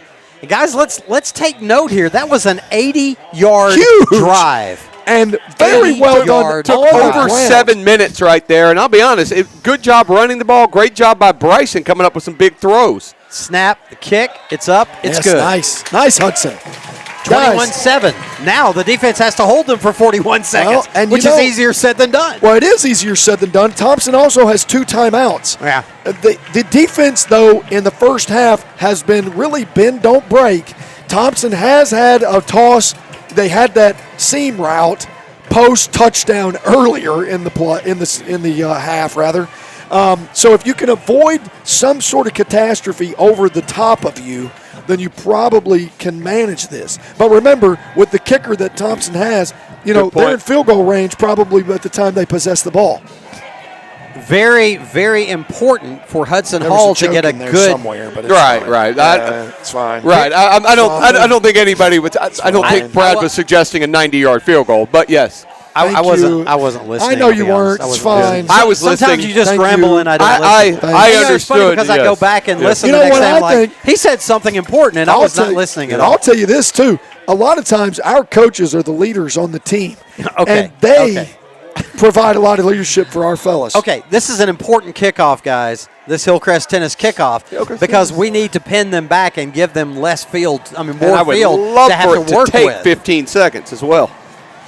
It's a high, short kick, fair catch. Oh, get on it! But he falls on it at the 22-yard line. But still, 22-yard line. They've got 78 yards to go. 38.9 seconds. And we used 3 seconds. Was there 33? That's not correct. No, that's 38. right. North end zone's right. That's North right. end zone says I was going to 38. say, okay. There, now we got it right. Because I was like, guys, because it said 30 down there. Right. And I was like, guys, there were 41 seconds on the clock. Yeah, this isn't Hewitt. We'd stopped the clock and started appropriately. That's true. That is true. I'm sure our friends in Trustville will take some notes on how to properly say stop and start. You still won't let that go. No, we're still holding on 3 weeks later. Yeah. Go back and watch the film. Empty set, 4 wides to the left. Seaborn back to pass. It's going to be a screen pass over to the left side. He's up and just passes the sticks at about the 34-yard line. And the clock runs 8 seconds. 30 seconds remaining. 2 timeouts remaining for the Seaborn Warriors. back to pass, being pressured. It's holding! Holding, yes, it is not called. Seaborn completes it on the sidelines. Wow. Sure looked like holding to me, and he was staring right at the play is what's frustrating. He's grabbing his jersey. Yeah, you can see Coach Mitchell's not happy about it either. Wow.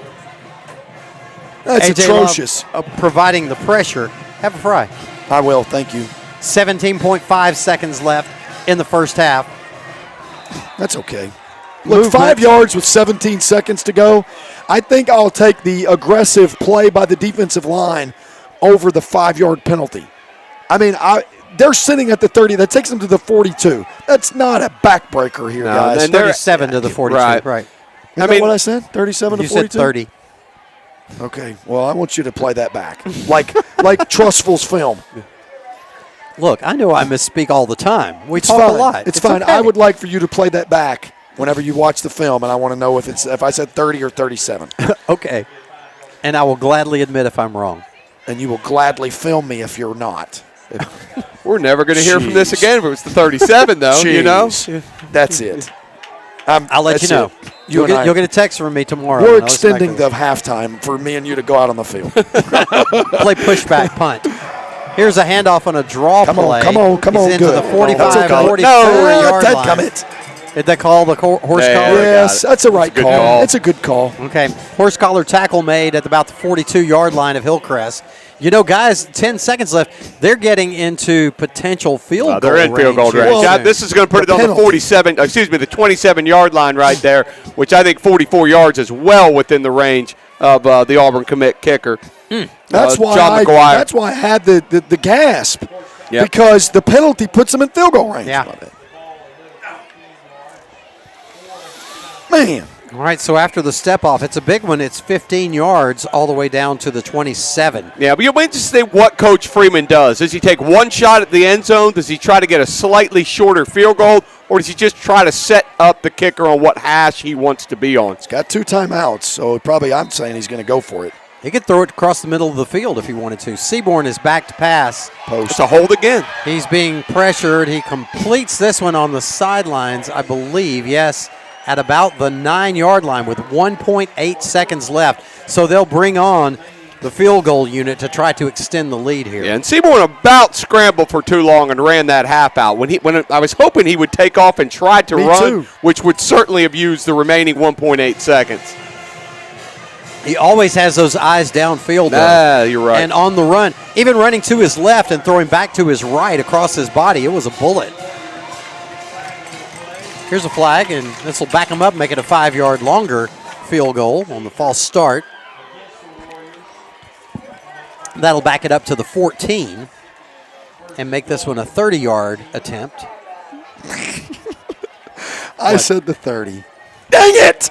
Somebody tell you? Yes. Okay. God. Who said that? I'm not telling you. Okay. I told her she was fired. An employee. Okay. I'm just kidding. The snap, the placement, and the kick is up, and the kick is through the uprights. And on the final play of the first half. How's that guy going to play for Auburn? He better learn how to start missing some, right? Yeah, no doubt. 24-7, your halftime score. We're back with the Stephen Fikes All-State Halftime Show right after this on the Hillcrest Football Broadcast Network. Fans since 1939, Bama Stuff is the perfect place for all your Bama merchandise needs. They have a large selection of Nike official on-field apparel, as well as everything you need for the perfect game day experience. Come see our exclusive in-house design Bama apparel and souvenirs to help you stand out. Located on the heart of the Strip on University Boulevard, in the shadow of Bryant Denny. They're open 7 days a week or shop online anytime at BamaStuff.com. Bama Stuff is proud to be UA alumni and veteran owned and operated.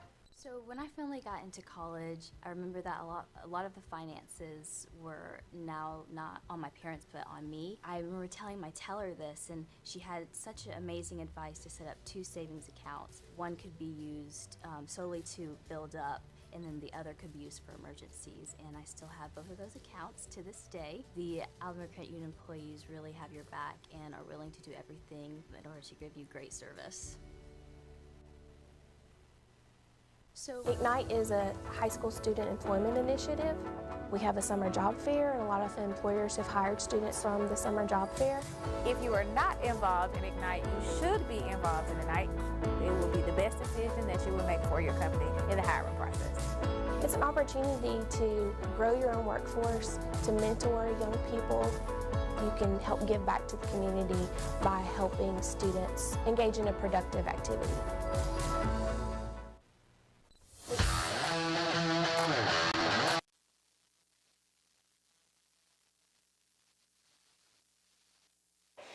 All right, welcome back. We are at Roy Johnson Stadium on the campus of Hillcrest High School. You're watching the Stephen Fikes All-State Halftime Show. Hillcrest trailing the Thompson Warriors 24-7 here at the half. Guys, have a seat. You're on camera. Oh, great. Okay. They can watch us chew. Yeah. Hey, we're eating fries. You know, if we were big time, these are the best fries ever. They're nice and fat. They are good. Yeah. If we were big time, we'd be able to throw it back to like a halftime show. Right. This is the halftime We're the halftime show as well. We are the halftime show. Back to Darinoka at the in the center. I need to get, obviously, though, I need to get a studio light because we're kind of in fact, Kurt Junkin suggested that a couple weeks ago that we get some sort of touch light I in have here one. to illuminate us a little Junkin, better. He's about to be there he is. That's there Kurt. he is. That's Hey, him. You got that light for us, Kurt? Yeah. You got that studio light for us? He suggested it, no Yes, doubt. he did. That's Well, you can't just suggest got it and some. then not Thank follow you. through. Thank you. You got to follow through for us and get it for us, Kurt. Yeah. Okay, guys, let's take a look at our Two Gals Salon stat line. Yeah, let's do it. Okay, brought to you by Two Gals Salon in Fairhope, Alabama, and our good friend Lori Lynn, who works there a couple of days a week, and works in Moundville a couple of days a week at Tammy's Salon. Crazy on the road. Okay, I've got the stats for the first half, and we like to play this little game where we guess total yardage. And I'm going to let you guys go. And who do you want to go first? Do you want to guess Thompson's total or Hillcrest total? I want to go first, but I can't pick both, can I? I want to take Thompson, and I want to go first. Okay. Go ahead. I mean, I don't know what I'm going to say, but it's going to be a lot. They had 4 drives. You're right. It is a lot. Yeah, they had 4 drives. I'm going to put it at around, unfortunately, I think it's probably sitting around somewhere around 275. Okay, I'm going to go slightly more. I did the same thing. 4 drives. I figured it did not quite average 80 yards a drive. I was thinking 292. Wow. 294. Oh, I'm close. Nice job. Nice job, Coach P. 15 first downs, by the way. Dang. All right. Patriots, what you got? I'll start out right there. Obviously, that last drive was very, very, honestly, not fortunate for us, very encouraging for us. Besides that, we did seem to get a couple first downs per drive, except for the first one. It's obviously not close to 292, but I'll put us at 113. Nah, a little higher, 123. No, I'm going a little higher than that. I think we're more in the neighborhood of 155. He is on fire. 120. Dang, good for me. He was 2 yards off with Thompson. I wonder if that gives us. Can we get a touchdown out of me being close? Then? And you were 3 yards off with Hillcrest. Good for me. He's within 5 yards of the total. Wait a minute, but like the mountain climber, he didn't go over. Oh, he did go over. He but you did. did too. Second time. You did too. You went further over. I know. Yeah. My mountain climber fell off a long time ago. Right. Yep. Okay, let's look at some of the individual stats. Guys, Christian Ritchie and Jacoby Harris, after that last drive, both still having very solid football games. Christian with 7 carries for 44 yards, and Jacoby with 9 for 33. Wow. I don't. If you had made me guess how many carries our running backs had, I'd have said well under 16 total. But that's impressive, though. It's kind of showed what we were talking about, that we're committed to the run, and as we also said, 2 very, very good running backs sharing carries. Bryson Kimbrough, 7 carries for 8 yards and a touchdown on the quarterback sneak. What do you got him in the passing game? I thought he's been pretty good. Me too. Yeah, it's pretty good, but it could have been a lot better. Yeah. If it hadn't been for a couple of drops. He's 4 for 8 for 35 yards. 4 for 8 for 35 yards. I do feel like Bryson's been better than that. Do you guys remember Jordan Chambly throwing 2 passes? I don't. No. The only one I remember was in the the drop stats by is 0 for Caden. 2, right? Yep. Yeah, all right, and Caden Smith with 2 catches for 19 yards. Jordan Chambers-Smith 1 for 11. And remember, Jordan had that one in the end zone. Could have been a touchdown. Jacoby Harris, 1 catch for 5 yards. Jacoby also with a drop there. So, Bryson could be sitting here at 6 or 7 for 8. Yeah, I think he played a very good first half. Once again, we've said it a couple times. He's grown sharper as the season has gone along. A couple drops there, but beyond even that, I think he's made some good decisions tonight. He's not put the ball at risk. He's found places. He's gone to second reads. Besides that 1 sack he took, Brent, I think he's done a good job of getting the ball out on time to at least give ourselves a chance to complete some passes. Okay, Thompson, 14 attempts for Trent Seaborn on 14 completions on 20 attempts for 198 yards, 2 touchdowns and a pick. I mean, he's been good. I mean, here's the thing. You definitely see why people want him to play for them at the next level. Sure. Especially being a sophomore. Well, he's got a quick trigger. He throws a good ball, and his accuracy seems to be pretty dang good. You know, I will say this too, and I'm the first one to admit. I'm not always the first one to admit when I'm wrong. However, I'm wrong a lot. You admitted it just a few minutes Well, ago. I'm not when the you first said one. 30 and not 37. Well, but the point is, you know, jerk. The point is, I didn't think that I have said I've watched Seaborn play. I've never seen him play in person. Yeah. And obviously, you watch him play. Sometimes you think, I mean, okay, if I had the best players on the field, I'd be pretty good too. Right. But watching him play tonight, honestly, I think he's pretty dang good. Absolutely. Yeah. I mean, I'm saying he's been pretty spectacular to me. You know, when we come to these games, and it's different seeing a game live 100%. than just watching it on television. Yes. You can tell when players are next level. It's like, well, I started to go back to Ryan Williams. Man, we can still use him. But Yeah. when we saw Ryan Williams here 2 years ago, it was like that is a next level player. Right, I don't know if I'd put Trent Seaborn quite in that category. No, but just still you wowing can me. tell that But he is a nonetheless, next level though, player. I mean, he's always making the right throw. To me, the incomplete pass that I commented on, the one from the opposite hash to the sideline over here, that was as impressive a pass as I've seen, because that ball was 50 yards more or less on a rope, a little bit high, but we have to remember he's still a 10th grader. Yeah, I thought that was a really good throw too, P. He's thrown some really spectacular balls to me, and you know, you've got to be pretty tough to. You got to be in the right place at the right time. That's That's for a whole sure. lot of good, but yeah, we're fine. Man. We'll take care of that next year. Hey, well, wait a second. We're going to score 18 unanswered, and we're going to make a playoff, so be ready. Let's All do right, it. you heard Let's it do here first. Okay, let's move on past the stat lines. Okay. Have you guys been gathering any scores at all? No, none. seriously. Zero. Scoreboard But update? I know where to look. Because that's what we need to do. Or do you want to come back to that and go ahead and go to our college picks? Yeah, let's do that. Okay, let's go to our college picks, Avery, if you would. And let's take a look at the records. And Coach P? Records last week. Remember, I had to take some chances. Well, you know what? Listen. I heard about college picks. Yeah. I wanted to give everybody a chance. Brought to you by Tiger Rock. Thank by the you, way. Tiger Rock. We appreciate it. I wanted to give everybody a chance, so I went. Where did I go last week? 1-4 last week. Well, I was spectacular. I was spectacular. Listen, Brad picked them all. He definitely was. He was perfect. He was perfect. That's what I'm going for. That's what I'd like to say. I'm going for. I was over.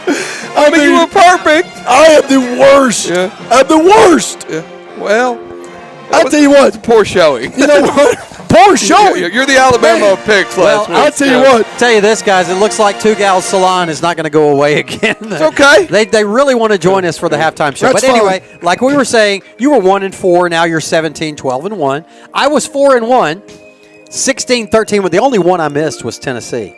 I picked Tennessee to win. Hey, guess what? Only one I got right. Guess what? Or to cover. And I was win. with you on that one. Yeah, you were. I missed it too, 0-5. surprisingly. I see Brad and I picked 4 games to the same last week. Brad, it's just not it's telling just you how obvious. I know that. But You know, it's like Leah always tells you. You watch more college football than anybody. Why are you so bad at this? Because you pick with your heart. You've I established totally that. pick with my heart. But here's the good news, guys.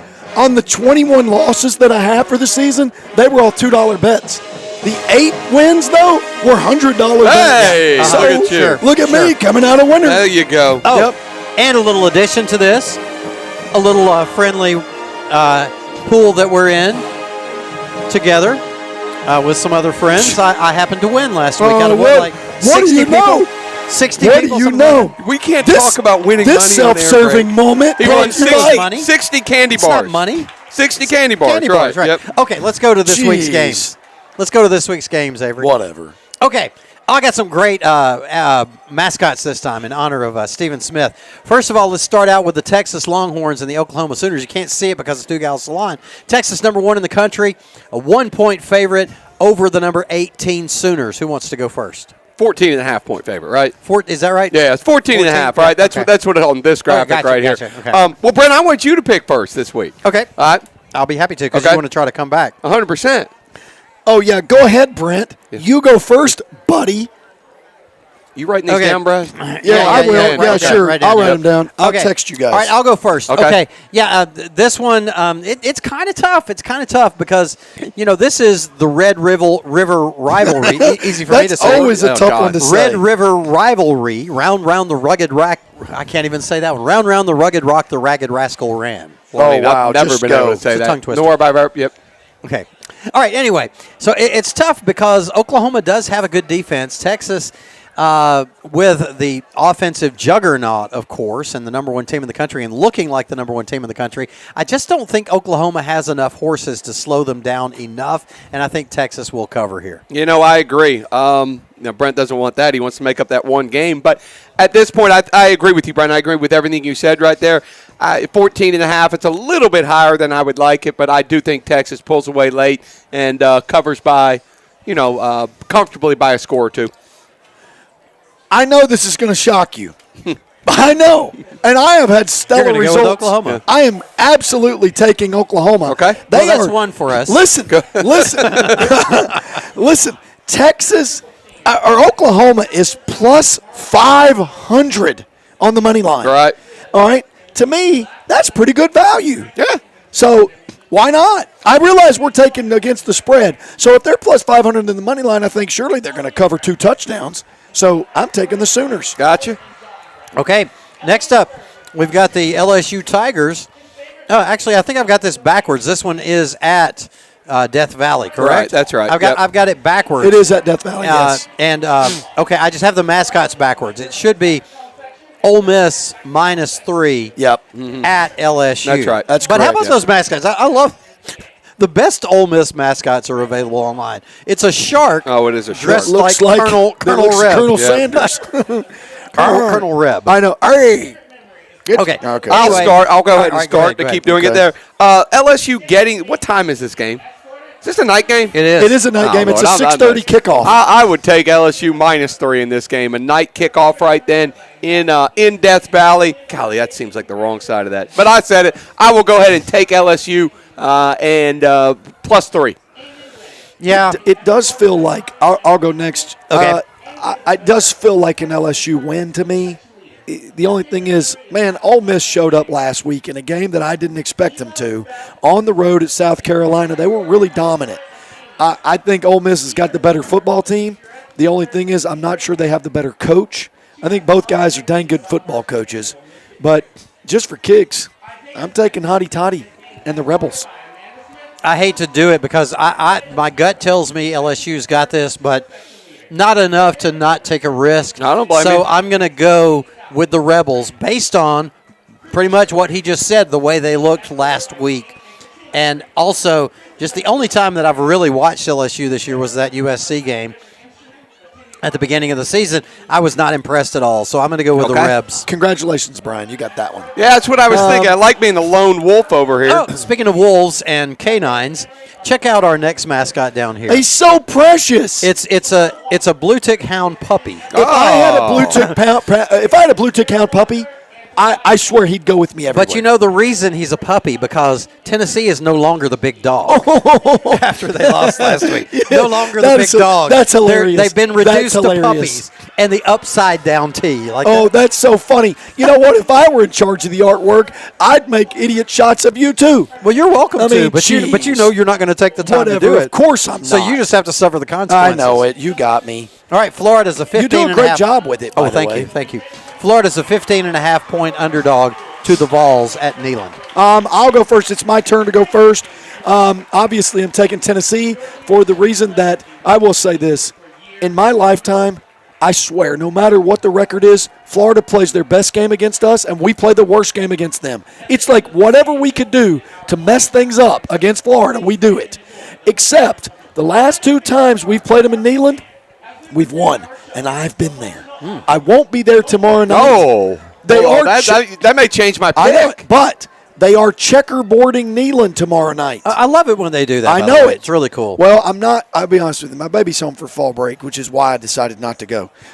Griffin and I actually talked about it. But I'm taking the Vols just because I think we're overall a better team, and we got now 15 and a half. Boy, it's a lot of points, though, isn't it?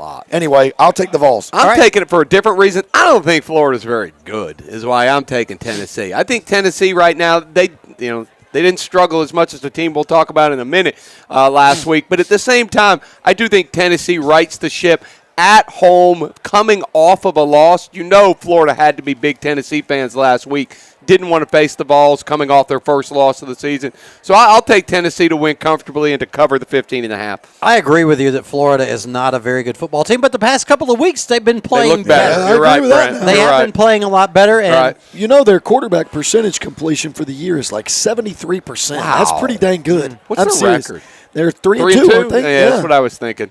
They're fighting for their coach's life. Which may be a good or bad thing. We'll see how much they like it depends on how much he still has the locker room. True. Who you got there, buddy? Well, this is one of those toss-ups as well, and I decided that if I'm with a toss-up game with the spread there, and I need to make some ground on my opponents, sure, I'm going to lean toward the opportunity to make the ground. And since you picked Tennessee, I'll go with Florida. Sounds good. Wait a minute. What about me? Why aren't you concerned about me? Why are you only concerned about that jackleg over there? Because I'm one game behind him, and I'm like 10 games ahead of you. I'm going to catch you guys in the 2 games. I don't doubt it. Oh, man. Okay. All right, go ahead. Brent, you got this one first. All right. The South Carolina Gamecocks at Bryant-Denny Stadium tomorrow. Early kick, 11 a.m. Bama is a 22.5-point favorite. Bama, Vandy last week. Guys, it's still painful even to you think sent about. some meme this week like, I found this meme funny, and I just deleted that message real quick. I know. I was like, what are you talking about? Dang it. That's not that. I know what it was. I wouldn't laugh 3 years later, much less 3 days later. I'll be honest, Brent. I said some bad words in my head about you when you said that. I did question your fandom at that point because I can never take it. I can never just take it easy on that.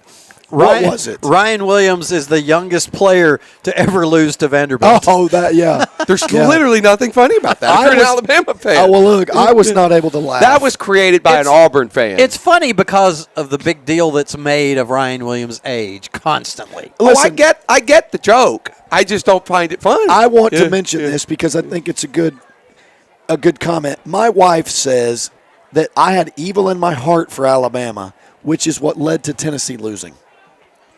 She's probably right. I don't know if I believe lie. that, but at the same time, She said, look at you sitting over there so smug. And she said, because you are sitting so smug, you go, Leah. Your team is going to lose later. You go. watch. You and go, I was like, Leah. I am not sitting here smug. And she said, oh, you certainly are. And I'm not going to lie to you. Watching that game that night, nobody else was at home. I was by myself. Watching that game and seeing Arkansas win, it kind of brought my spirits up a little bit. All right, next. Are you going to who are you picking? Are you picking Bama or South Carolina? This is tough. But I think Bama will bounce back. I think that Bama's offense will bounce back, and it may be a high-scoring game because Bama's defense past 6 quarters we look like couldn't South stop Alabama. Hillcrest Middle School. Right. So it's probably going to be a high-scoring game, but I think I'm going to go with Bama covering. You know me. I don't. Brian's got to go last on this. Yeah, one. sure. I mean, okay, it's he's easy. got to go last on the next 2 because of the rotation of the picks. Oh, I don't care. Okay. I will take. Let's see, 22.5. Guys, I just don't think South Carolina is very good. I don't know that they were good against Kentucky. I know, 31-6. and they were sort of good against against LSU. But ultimately, Shane Beamer, I still stand by. Shane Beamer is kind of a putz, and so anyway, I'll take DeBoer getting back on track. So I'll take Alabama. The big question is, though, what do you think DeBoer is going to wear on the sidelines? Don't care. No doubt. Don't care. He'll go back with his hoodie, the black one. I hope so. I hope he gets away from that T-shirt. That kind of bothered me. I don't pick against Alabama. You know my rule. That's against my religion. 22.5, fine. It could be 52.5. But this season, guys, the reason we're not doing so well is because this season makes absolutely no sense. No doubt. So far. Because teams can either be great or they can be I think horrible. you and it's I like are a coin doing well. toss. Like we're way above above 500. Okay, Yeah, you guys are Well, we're just trash. gonna, like, but it's just a coin toss as to which team is going to show up each week. I hate that you guys stink at these picks. I will say this last game, I need to go first, and you need to go second, and Brian needs to go last. But first, what do you think of my Ohio State? I mean, mascot there. Look, remember, I was born in Columbus, Ohio. This is the original Bucky the Buckeye. Well, Bucky the Buckeye. That's what I said. Okay, I know. I'm just saying. I heard Bucky. Did I say 30-yard line? No, I heard Bucky. Bucky the Buckeye. Okay, 30-yard line, the Buckeye. All right. Anyway, long story God, short, they've come a long way. That's a terrible Buckeye. Remember, I was born in Columbus, and so I was raised Ohio State. You remember this, Bucky? Well, I mean, I didn't really care when I was a little tiny kid. I didn't really care until I was like a teenager. But I remember on Tennessee's campus, there was a Buckeye tree. And to have a Buckeye in your pocket is a lucky charm, right. Okay? So I had all kinds of Buckeyes. Anyway, speaking of which, I am certainly taking Ohio State. Their front seven, their physicality, and the physical domination that they will have on Oregon up front, Ohio State wins by not only 3.5, but more like 30.5.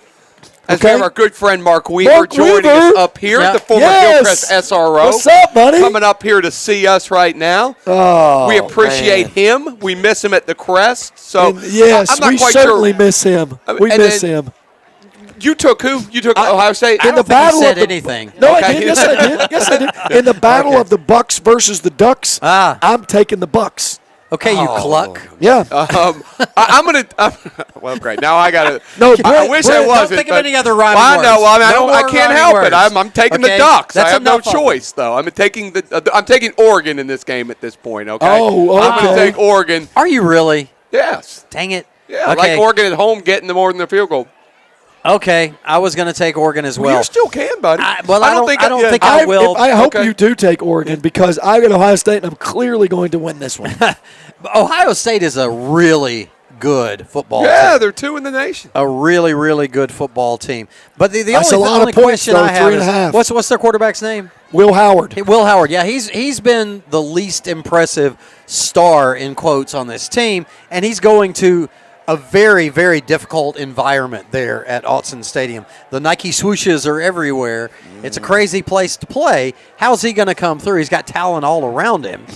You know, I mean, I plays want at to go Ohio with the Ducks. State. I want to go with the Ducks, but I'm going to go with the Bucks to try to take the lead. He doesn't play for Minnesota. He plays for Ohio State. Okay. This guy's got it. All right, so there you have it. Our You college took Ohio picks. State. I took He took Ohio Ohio State. State. I Dang did. it. Do y'all have any scores now?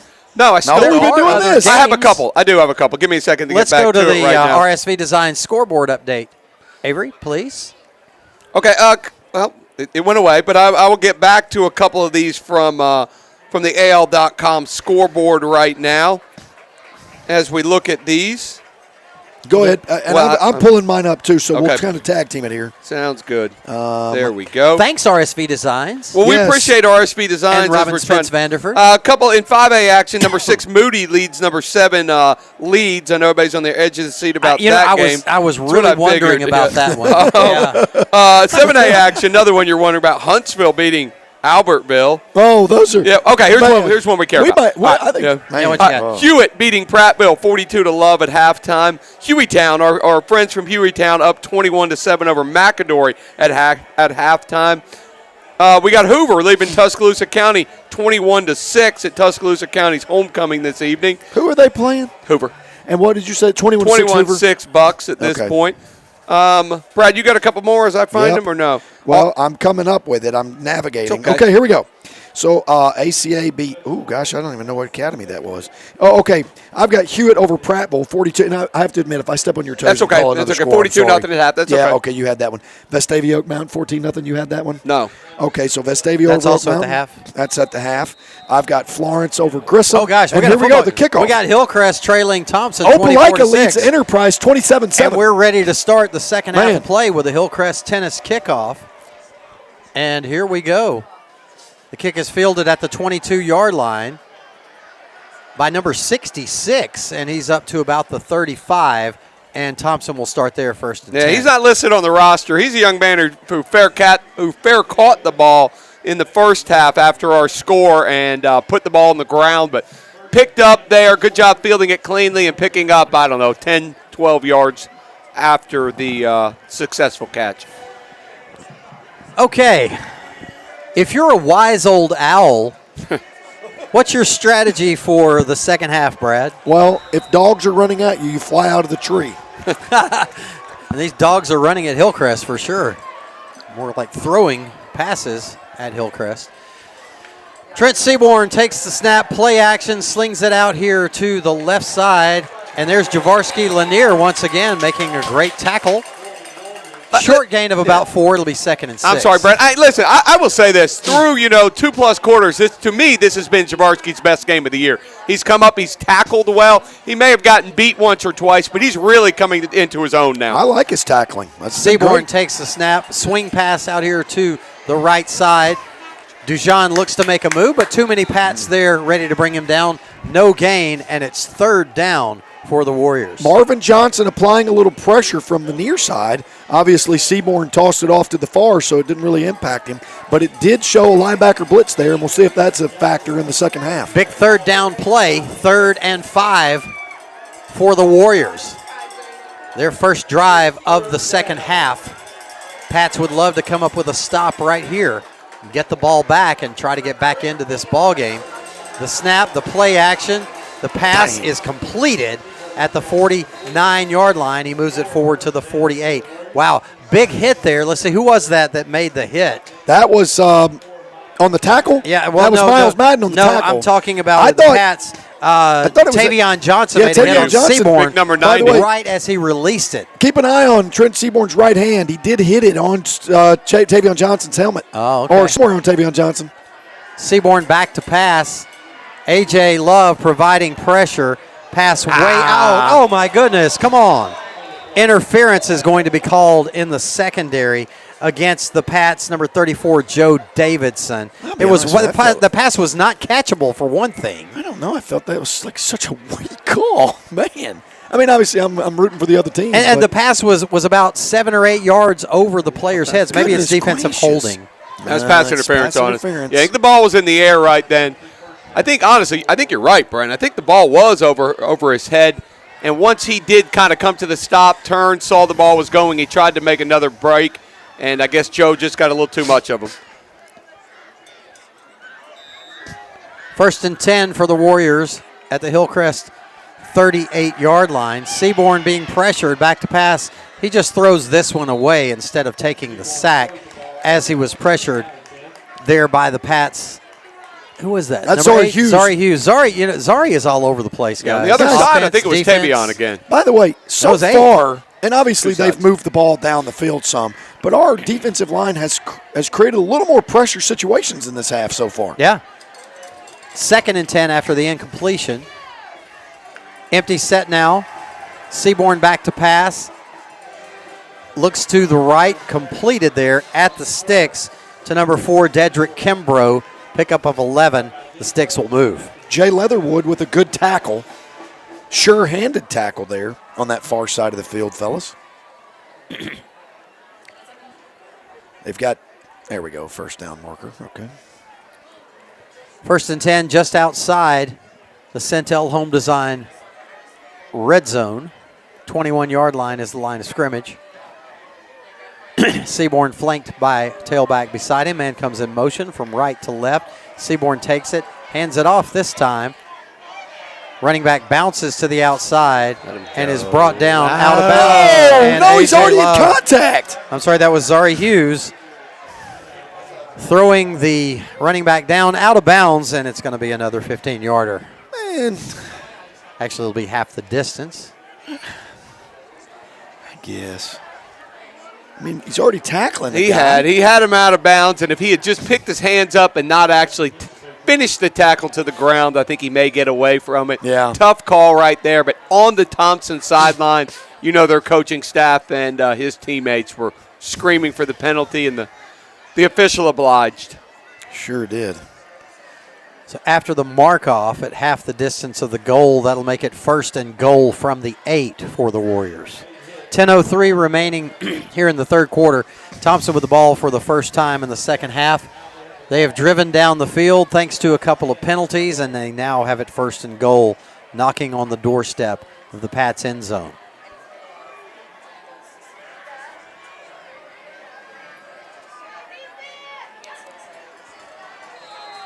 Pretty good drive by Thompson. Not pretty good. Very good. Well, the penalties. Yeah, no doubt. The pass interference. The 2 penalties. It's just the late hit. It's the theme. That's 30 of the night. yards. That's it's 30 the theme, yards. The right theme there. of the night. Yeah. Huh? Yeah. Theme of the season, really. Yeah. Seaborn back. Seaborn completes it to the right side. Tackle. Good tackle there over on the right side by number 7 for the Pats. DJ Jones. Another sophomore. Yeah.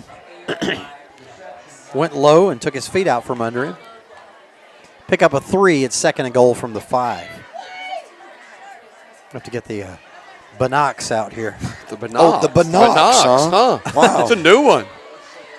We're far away. Seaborn back to pass, being pressured. Slings this one to the back of the end zone. That's a and heck of a great catch in the back of the end zone for the touchdown. I didn't think he had a chance in heck when that ball was released. He went up with covered, grabbed it one-handed, was able to get at least 1 foot in. You see the replay to our right. Dedrick Kimbrough.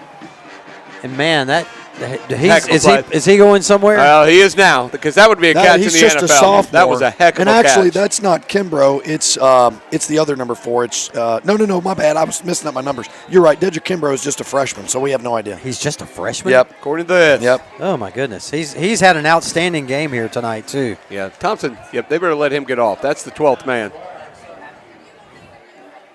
All right, so extra point attempt coming your way. Thanks to Dr. Brandy Patterson, who sponsors them. The kick is up. The kick is good. 31-7, 9:28 remaining in the third quarter. You know, we left the first half with some positives happening. The big 80-yard touchdown drive took up a lot of time, cut the score to 21-7, but left 41 seconds on the clock. Thompson was able to drive down the field and get close enough with 1 tick left on the clock to kick a field goal, make it 24-7. And here, after halftime, defense with an opportunity to hold, pass interference, hit out of bounds, too many free yards. Great catch, touchdown. Here we are, 31-7. Before that, we couldn't quite get off the field on that 3rd and medium for them there. I was thinking if we get off the field there, I believe they'd only picked up 1 first down for that drive. If we had been able to get off the field there, get the ball back, make Thompson punt for the first time, I started to think, well, who knows? But Trent Seaborn and Thompson, credit to them. They were able to pick up that 3rd down, and then what happened after that, you've already mentioned. Well, you can't be Goodwill and, donate things. For sure. That one was handed to them on a silver platter for sure. High, deep kick, close to the back of the end zone. The Pats will start at the 20 once again.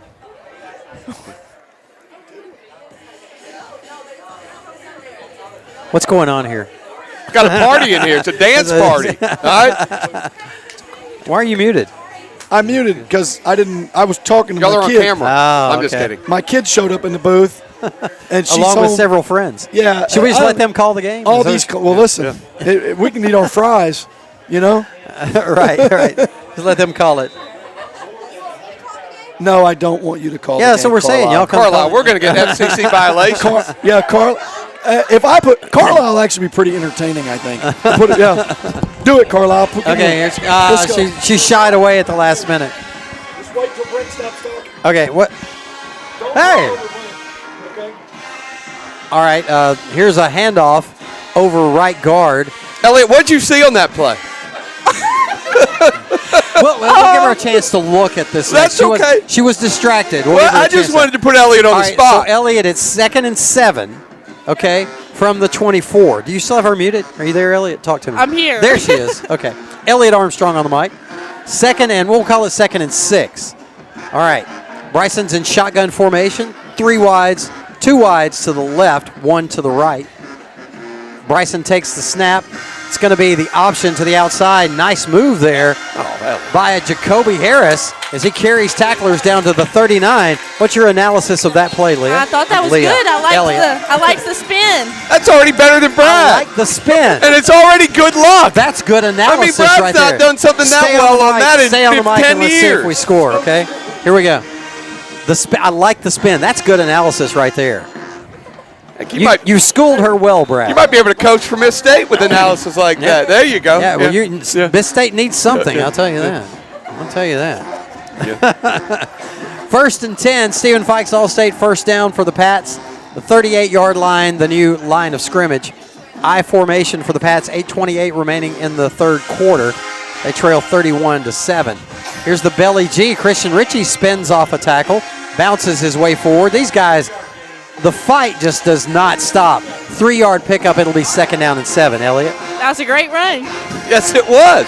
It was a good run. I agree 100% with Elliott right there. He ran hard right there, turned to maybe a no-yard gain into a 3-yard gain. I liked her analysis better. Better than mine and better than anybody we've had up here. They certainly classed up the booth a little bit. Yeah. Shotgun for Bryson, flanked to his right by Jacoby Harris. 2 wides to the left, 1 to the right on the short side of the field. Bryson takes the snap, looks to his right, it's not there. Plenty of time. He slings it across the middle. Great catch by Caden Smith. And Caden is at the 25 and caught at the 24-yard line. But a beautiful pass and catch. How about Bryson on that one? Finding his second, third receiver, and how about the offensive line with the protection to give him the time? Also, Bryson, great job by the offensive line, but something Bryson did, he did not break the pocket. You know how he stepped up into it? Right. Great job by the O-line keeping that pocket around him. What do you He did think, a great Elliott? job. What do you think about that play? Come on, Elliott, what's your That analysis? was a great catch by Caden. All right, there we go. There we go. Here's the toss sweep to Christian Ritchie, who makes a nice inside move, fights his way forward for about 1.5 yards. It'll be second and 8 from the 22. I would have to say that that's another one of those opportunities missed, though. Yeah, I'll say this. I don't know if Caden had a full head of steam when he caught that. If he had just been able to get a couple more strides in. Nonetheless, I don't know if I'm putting that in the missed opportunity category because it was a great job extending the play. But he was behind the guy. Caden with his speed usually doesn't get caught. No doubt. Like I said, I think if he'd had another step or two, he might have been able to get to full stride. But you're right there, Brent. All right, here we go. Bryson under center. Option play. Bryson is slung down by his face mask at about the 20, so that'll be 15 tacked on to that, and it'll put the Pats inside the Centel Home Design red zone, actually around close to the 10-yard line. Yeah, it'll be half the distance right there. So, yep, I think you're right, Brent, right around the 10 or 11-yard line. Was that a face mask, Elliott? Yes, finally the officials got something right. Hey, there you go. Now we see that Armstrong blood, don't we? She is her father's daughter. Her father, yeah, okay, that's right. Took me a second. Oh, okay. The official pointed the wrong way initially. About to point the wrong way. About to have Elliott Armstrong go crazy in the booth if they had kept that call. Go Armstrong on him. 6:28 remaining in the third. Hillcrest threatening in the Centel Home Design red zone. First, and can they get a first down? No, they're just inside the 10. So the ball is actually on the 10, but I guess they would be on the goal line for a first down. There's no change, so it's though. First and goal. Right. First and goal from right at the 10-yard line. I formation. Christian Ritchie with a sweep around right in, puts his head down, picks up about 4, I believe, or did they mark him out at the 8? We'll give him 2, and it'll be second and goal from the 8. Is she leaving us? Okay, we can only take so much fantastic analysis. Oh, God. Now we got to go back to Coach Armstrong. Back to the B team, boys. Yep. We did see those zebra stripe genetics in there, though. Those anti-zebra genetics. Well, honestly, they had good mojo since the 4 of them have been up here. They just called it like they saw it. Y'all have to stay, okay? We got something good going here. I think it's been great. I can't run the clock, though. Oh, man. Bryson in shotgun. The pitch out to Jacoby Harris, and wow, he is pounded in the backfield at about the 11, so that'll back it up, make it third down and goal from the 11. They're able to just kind of come at us, guys. You know, it's very aggressive play by the linebackers. We've got it. That would have been a really good opportunity to maybe, obviously, hindsight's 20/20, but wouldn't it have been nice to have some sort of play action there? Right. I love the physicality, though, that we play with, but, of course, we got a little out-physicaled on that one. Big play here for the Pats offense. Third and goal from the 10. Bryson back to pass and looks for Jordan Chambers-Smith in the corner of the end zone. And the ball is knocked away at the last moment. Dang, tough play there. Not a bad throw. Bryson's looking for that post, that corner route, by the way. Throws it towards the flag and just not able to come up with it as Jordan Chambers-Smith. So 4th down and goal from the 10. It looks like the offense is staying on the field. I mean, when you're down 31-7, you got to get 7 here at this opportunity. Well, I will say a field goal does cut it to 3 scores. Of course, you're sitting at 3 scores already at 24 points. 3 scores, you get a touchdown, 2, touchdown, 2, touchdown, 2. We're probably going to take a timeout here. It cuts it to a few less with 3 scores. Yeah, it looks like a timeout for the Pats. So with this break, we'll take a timeout as well. 4:42 remaining in the third. 31-7 Thompson. Back after this on the Hillcrest Football Broadcast Network. A member of Alabama Credit Union, and how has your experience evolved since then? Yeah, so I came for college, and my dad and I came down, and Alabama Credit Union was convenient to campus. Being young, first time opening a bank account, and looking for some relationship. And so that's where I started. And then over the years, I have gotten married, had a family, and so it's just been with me every step of the way and in relationship with me. Sam.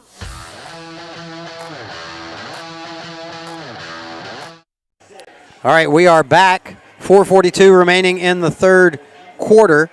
Hillcrest trailing the Thompson Warriors 31-7. We are threatening, though. We are threatening, but we have one threat left here. I know. It's only 4th down from the 10. Only one bullet left in the gun, guys. That's right. Man. And let's hope Barney Fife doesn't shoot it. Yeah, no doubt.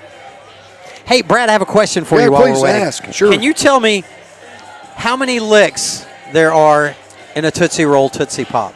The world may never know. But you should know. Well, you met the owl the other night. Guys, the joke here is there was an owl in my backyard this past week. 2 nights. She was beautiful. And I had to be a girl because girl owls are larger than the male owls. Okay. She was big. I didn't know that. All right, here's the snap. Bryson back to pass. Slings it across in the end zone and incomplete. Let's get a replay on that. Contact was made. Let's look at this, guys. Right as the ball arrived. Let's see if he got there a little too soon. No, it's close. Oh, that's a great ball by Bryson. I thought so, too. Yeah, under duress there. Yeah. I thought it was a really good throw by Bryson. I thought it was a good route by Jordan Chambers-Smith. Great job by the DB. Yeah, got that hand in there.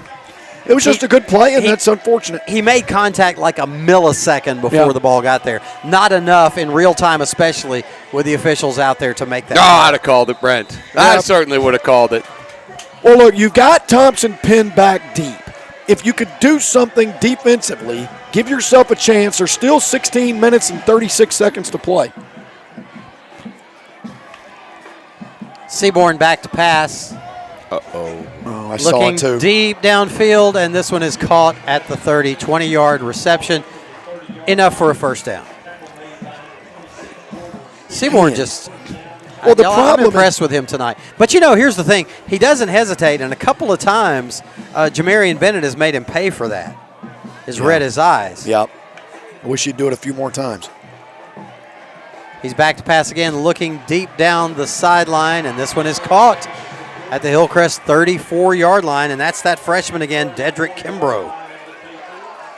Man, it's pretty impressive. That Dedrick Kimbrough is somebody we're going to be seeing in the SEC. I think so. I mean, he's impressive. He certainly looks the part. I will be interested to see how well this kid progresses throughout his high school career. Right. Seaborn back in the pocket again. Completes Good tackle. Good tackle. Nicely done, Miles Madden.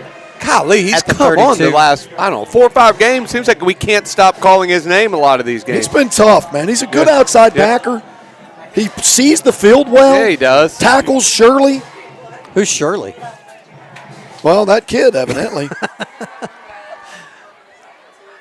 Pass down the seam. This time is out of reach at about the 7-yard line, intended for Darian Mosley. Pretty good coverage right there by Jordan Steele. How'd Jordan Steele do on his radio debut, Brent? Did a good job. Good for him. Yeah. Very good kid. I talked to him Tuesday morning. He said he was real excited about it, though, so I'm happy he did well. He did a good job. He sure did. Oh, wasn't ready for that, boys. Seaborn is able to gather the snap in, though. Throws this one incomplete through the hands of his receiver, R.J. Evans, the running back out of the backfield. It'll be 4th down and 8. And the offense for the Warriors looks like they're going to stay on the field as the line of scrimmage is the 32-yard line. This is kind of that no man's land. 4th and 8, big play for the Hillcrest defense. Is it a false start? It's got to be 58. He's the center. The center is the one who moved. Let's see what the officials have false start. Yes, sir. Let's see if Thompson keeps the offense on the field. Now it's 4th and 13.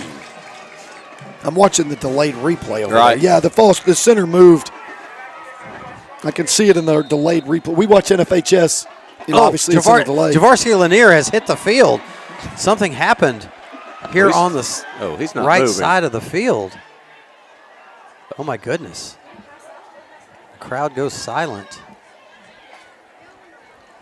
See what happened. We'll take a break right here, Brent? Yeah, let's take a break. We'll be back after this. Your score, 31-7 Thompson, as they tend to Javarsky out on the field. Students and fans since 1939, Bama Stuff is the perfect place for all your Bama merchandise needs. They have a large selection of Nike official on-field apparel, as well as everything you need for the perfect game day experience. Come see our exclusive in-house designed Bama apparel and souvenirs to help you stand out. Located on the heart of the Strip on University Boulevard, in the shadow of Bryant-Denny. They're open 7 days a week or shop online anytime at BamaStuff.com. Bama Stuff is proud to be UA alumni and veteran owned and operated. So when I finally got into college, I remember that a lot of the finances were now not on my parents but on me. I remember telling my teller this, and she had such amazing advice to set up 2 savings accounts. One could be used solely to build up, and then the other could be used for emergencies. And I still have both of those accounts to this day. The Alabama Credit Union employees really have your back and are willing to do everything in order to give you great service. So Back at Roy Johnson Stadium, good news, Javarsky Lanier up and over to the sideline with the assistance of the trainers and coaches, and we are back to live action. 4th and 13, and it's a quick kick. That's a good play. Trent Seaborn punts it down inside the 10, and it's down at the 6. The good news is they have the same kind of special teams players we do. Because the ball, before it stopped rolling. The ball was totally rolling towards the north end zone, and Thompson decided to pick it up. So it could have been downed inside the 5, and instead it's down at our own 7. Look, not a great situation, but certainly could have been worse. And Javarsky is out of the medical tent as well, talking to some folks over there. I think some family members on the sideline. Now he's back in the medical tent. I think he just wanted to tell some family members that everything is okay. A little bit of a scary moment there, but we're certainly glad number 5, Javarsky Lanier, is up and seemingly okay. And, you know, we called his name on the injury right there, but we've also called his name making several big plays here tonight. I think he's had the best game of the season so far, Brent. You know, he's somebody that's a little bit younger, so we're happy that he's getting playing time. And as I said, a pretty scary moment. We're happy it ended well. 3:26 remaining in the third. 31-7. The Pats defense gets a stop. I love it. You know what's interesting? And obviously, there's a lot of moments in this game where what might have been. But, man, put a score in right there, 31-14, then you get the ball back. Yep, that's right. Obviously, still a long way to go, but at the same time. We've had a lot of issues like that with the opportunities missed. Bryson's going to keep this one. Dancing around in the backfield, nowhere to go. He's stopped at the right at the line of scrimmage. It'll be 2nd and 10. Okay, I get it. We picked up maybe half a yard on that play, but Bryson had a chance to go outside. He almost assuredly would have lost more yardage if he had done that. Sometimes getting back to the line of scrimmage is the best you can do on the play. So, although it may not show on the stat sheet as a great play, good job by Bryson saving a couple yards right there. I formation for the Pats on 2nd and 10 from. Oh, he marked it at about the 9-yard line, guys. I thought it was about the 7 to start out with, but here's the toss sweep. And the tackle made in the backfield on Jacoby Harris. At the 4, he'll lose 3. That's a big hit, guys. Yep. Jacoby, good job holding on to the ball right there. I don't think Jacoby saw him very well because you could see he was pretty much decleated on that and brings up 3rd and 13-ish. Gosh, they marked him way back there, Brian. Yeah, they did. I didn't think that was the best mark. 3rd and 16. Yeah.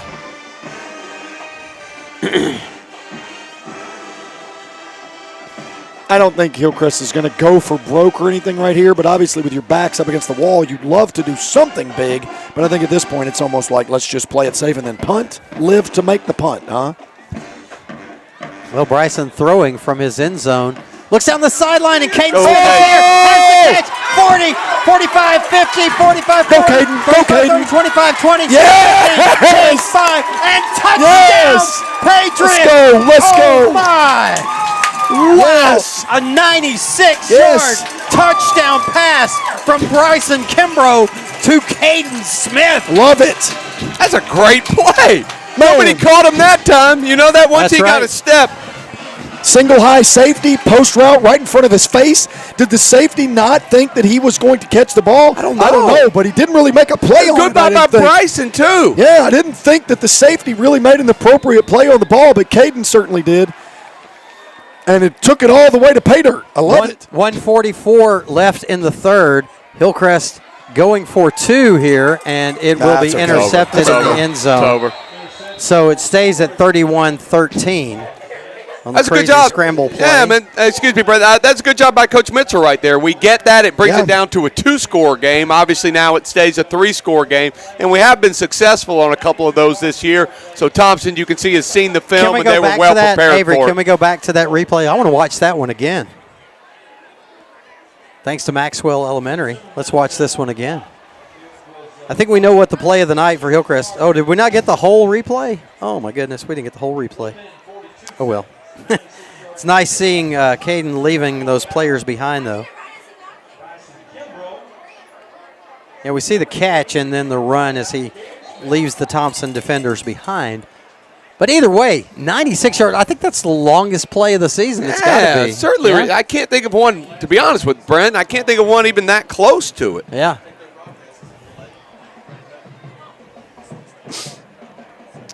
Now, All right. Now, 5 guys on the front line for Thompson here. At some point, they're expecting an onside kick. Well, here right? comes a 6th potential. Oh, okay, he didn't come up very far. I'll be interested to see if Hillcrest tries an onside kick. Obviously, Jamie Mitchell will give him a signal here in a second. You can watch Coach Mitchell on the sidelines. He's going to give him some sort. I don't know what the signals are, but he's going to give him a signal one way or the other. All right. Well, if you have a fancy onside kick that catches people off guard in the way it's executed, this would be the time to do it. But then again, the defense held this past time. It's just the standard sky kick fielded at the 20-yard line by big number 66 again. He rumbles upfield to about the 35, and he'll be brought down there. Flag down on the field. I think it's going to be against Hillcrest. Yeah, I in think some way, shape, or Jamarian form. Bennett over there is throwing his hands up like, Coach, I didn't do anything. I did not see it. Maybe one of you did. I think Coach Mitchell, Coach Mitchell looking for an explanation as well. Can't have that kind of thing. Those are momentum killers for sure. Personal foul against Hillcrest. So now, instead of being at the 35-yard line to start this drive, they're going to be in Hillcrest territory. Actually, 36 is where they had marked it, so mark it 15 yards, and they're in Hillcrest territory at the 49.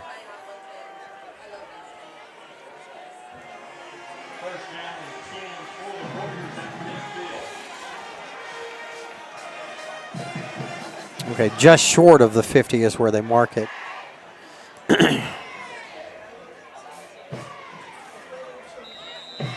Jamarian needs to make up for that right here with a pick. How about that? Seaborn is going to roll out to his left and complete it to the left side. Receiver makes a move, and he'll move it down to the 35-yard line. Pickup of 15 after the catch there by the receiver, Jaden Kelly Campbell. Yeah, good poise there by Trent Seaborn. He had room to run it, but he also knew his wide receiver was likely more quick, was a little quicker than he was. Got it out there. Thompson picks up a first down. Nice play. There seemed to be not a lot You're muted. There don't seem to be a lot of plays that he makes that are boneheaded. Right. The snap and the handoff this time to the running back down to the 30-yard line goes Michael Dujon. Pick up a 5. It'll be 2nd and 5. We're running out of time here in the third quarter as we're down to 52 seconds and counting. Seaborn takes the snap. It's the jet sweep. Get outside. Get around outside. right in. Yeah, they finally got Here it. is a flag coming in. This is going to be a hold. Nice play by the defense, stretching that one out. No gain, but they'll even back it up more because of the hold. The jet sweep carry there by Jaden Kelly Campbell, the receiver who made the catch just a couple of plays ago. And that hold, honestly, that's what I'm not saying that play was sprung at all, but I think it would have been a 2 or 3 yard loss if that play was not held, if we were not held, because he was exploding through the line. I think he was going to completely stop it. Makes it 2nd down and 15 after the mark-off. Seaborn in an empty set. Love to get a stop right here, boys. Definitely need it. Seaborn back to pass, releases, completes it. Over on the right sideline, a move is made by Dedrick Kimbrough. He's got 16. That's enough for the first down. The speed that the receivers have forces your defensive backs to give them so much room in front of them, and then all they got to do is turn and stop, and there's a 6-7 yard gap. Right. And you just can't make up that ground quickly enough. Right. Under 20 remaining in the the third quarter. This will most likely be the last play of the third quarter. 1st and 10 for the Warriors. Yeah, they might not even snap it here, guys. Yeah, Okay. That'll do it for the third quarter. That's it for the third. Your score 31-13 in favor of the Warriors. Back after this on the Hillcrest Football Broadcast Network. Come on, lights. Initiative. We have a summer job fair, and a lot of employers have hired students from the summer job fair. If you are not involved in Ignite, you should be involved in Ignite. It will be the best decision that you will make for your company in the hiring process. It's an opportunity to grow your own workforce, to mentor young people. You can help give back to the community by helping students engage in a productive activity.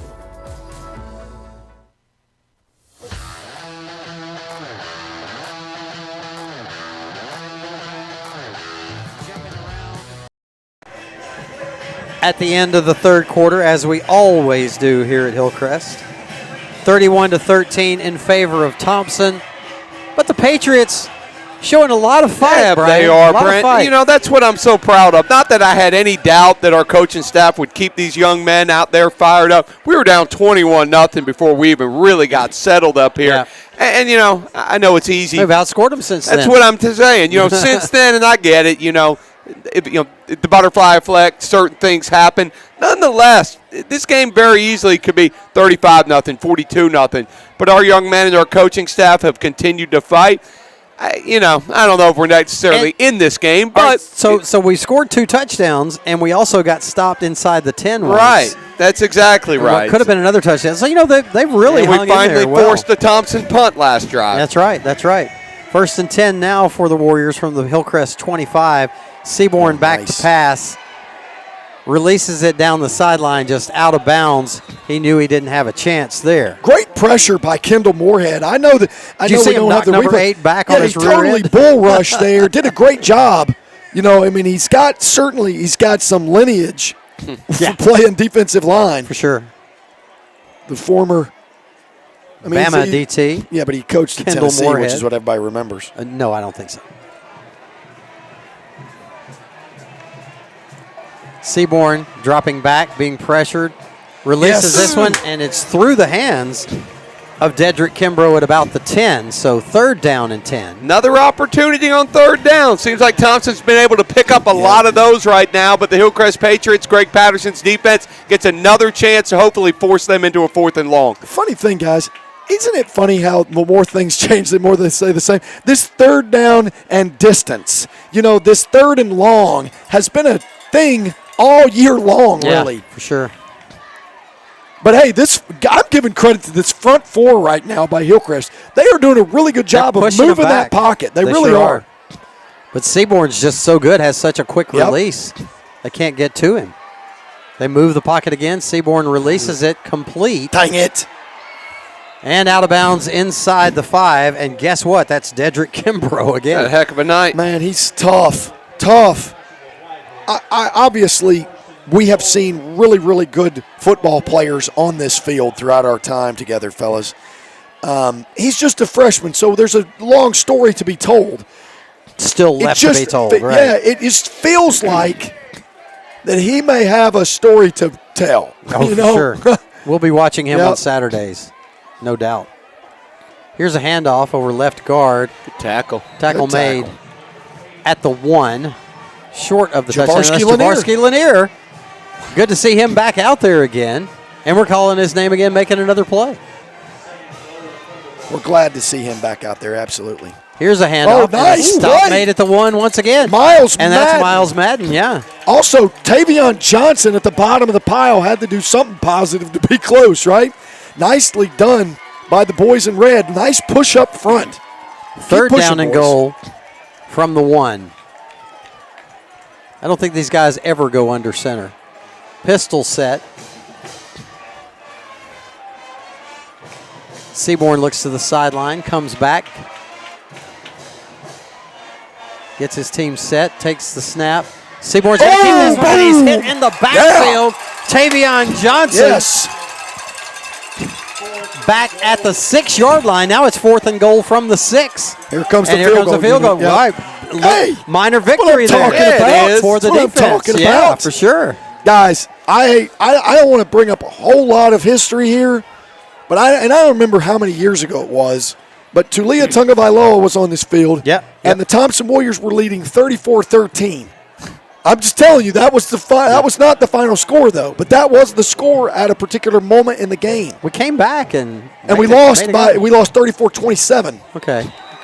It's good. All right. Oh, no Yeah, good. yeah, Oh, he missed missed it. it. He missed it. He Missed hooked it. He hooked it. Missed it. He remembered. He'll fit right in at Auburn. That's what I was about to say. You remembered. He's committed to Auburn. Listen, telling you what, War Eagle, buddy. Okay. Oh, nothing will get my spirits up like ripping Auburn. Woo.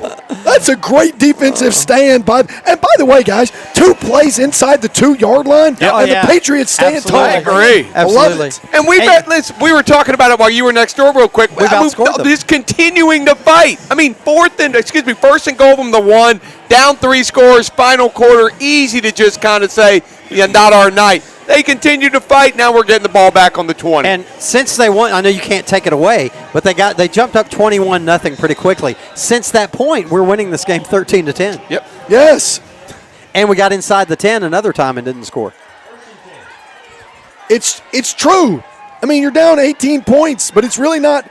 I don't want to say it feels like that's probably an appropriate distance of score, but at the same time, we have continued to fight, and I love it. Here we go with a toss sweep to Christian Ritchie. Makes a nice cut. Nice. Puts his head down, gets to the 25, 5 yards on 1st down, 2nd and 5. Now, I don't mind the run play. You certainly have a lot of time, and the thing is, it's what you do well. Right. The only thing is, you can't allow the play clock to run so much, right? You do just get yourself together, regroup, take a deep breath. Let's run it again. If you're going to keep running, and I don't have a problem with that, but you want to shorten up the time between snaps just a tad. Agreed. Bryson takes the snap, play action, looks down the sideline, nobody's there. Bryson will be taken down in the backfield at about the 22. Good coverage here on the left side. There was a double move by Jordan Chambers-Smith. He was jammed pretty good at around the 27, 28, 30-yard line, somewhere through there, and he just wasn't able to make the out and up that Bryson wanted him to. And now with 3rd and long, it starts to feel like one of those situations you obviously have to throw it. But, I mean, how many more times are we not going to go for it on 4th down?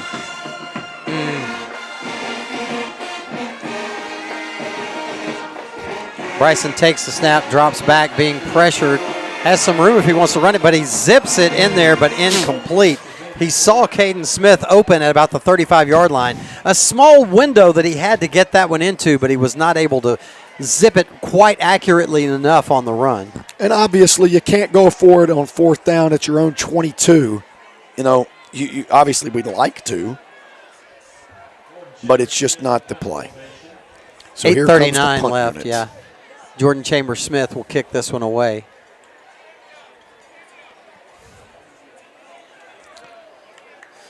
It's one of those things that they probably could have continued on down the field running the ball, but at this point in the game, trailing this much, you want to try to win it, so you got to pass it. Yeah, it's like me playing NCAA. Smith bobbles the snap a little bit, but he's able to get this one away. Fair catch called for at the 45-yard line, and Thompson will start there. The bobble actually ended up helping for punt coverage. Gave him a little more time to get down the field, and then that's Jordan Chambers-Smith, best punt of the night. Let's see if the defense can build on that last last 1st and goal from the 1 where we held them scoreless. A little bit of momentum for our defense right now. You know, Coach Patterson's still out there coaching them up, fired up like he always does. See if defense can maybe make a big play, put some pressure on Seaborn again, maybe get a turnover and give our offense another chance. You know, the thing that I also like, not only are our coaches still coaching, but our players are still receptive to it. And they're continuing to battle. Yeah. And they still have that intent look in their face. Yep, agreed. Here's a sweep around right end. Pickup of 10. That'll be enough for a first down. Javorski Lanier there on the tackle, with the tackle once again. Yep.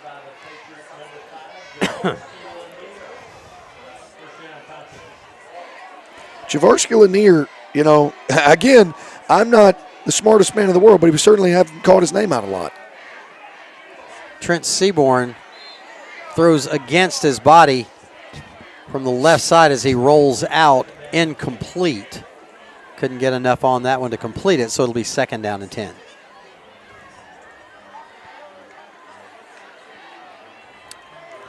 I saw on the far sideline one of the coaches from Thompson asking Jamarian Bennett a question. I don't know. It didn't seem contentious. It's interesting.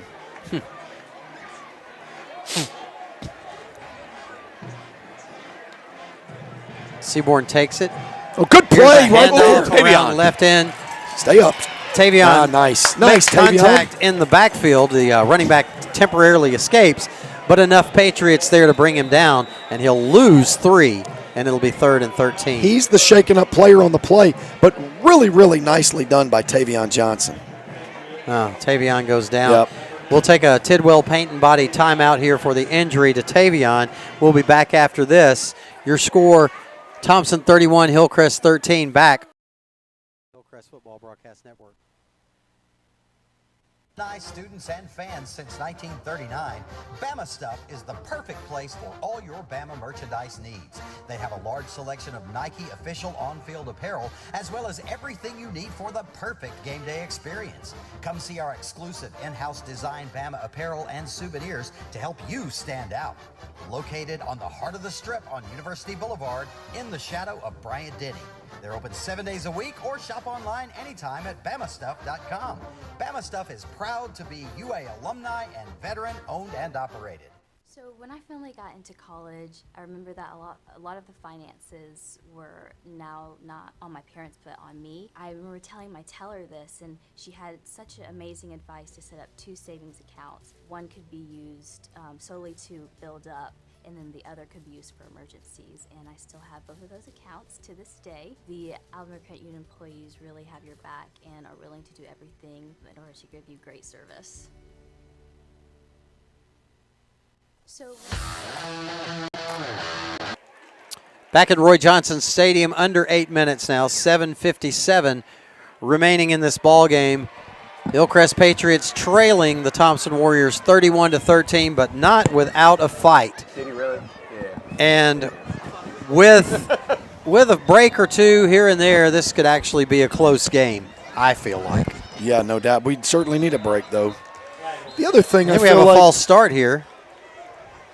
I think there needs to be a certain amount of credit given to Thompson for the number of mistakes that they've made, which is very few. They just made one right there, a 5-yard penalty, but, making it 3rd down and about 19. But the interesting thing, I mean, think about it. Throughout the game, the course of the game, how many times has Thompson made a play that was poor or, just a boneheaded move? I'm telling you, Thompson's very disciplined. Here's a little counter handoff. The running back unable to pick up the first down, but he does get good yardage. Picks up about 15 down to the 38-yard line. It'll be 4th down and about 3 for Feels Thompson. like it's probably in territory for them to go for it. Yeah. There's no hesitation whatsoever. Only 2 defenders here on 3 receivers here on the right side. Yeah, going to have to rotate out. Zone cover. Jamarian Bennett has the inside guy, so there is 3 on 3 here. Okay, it's adjusted now. Yeah. Now even 4.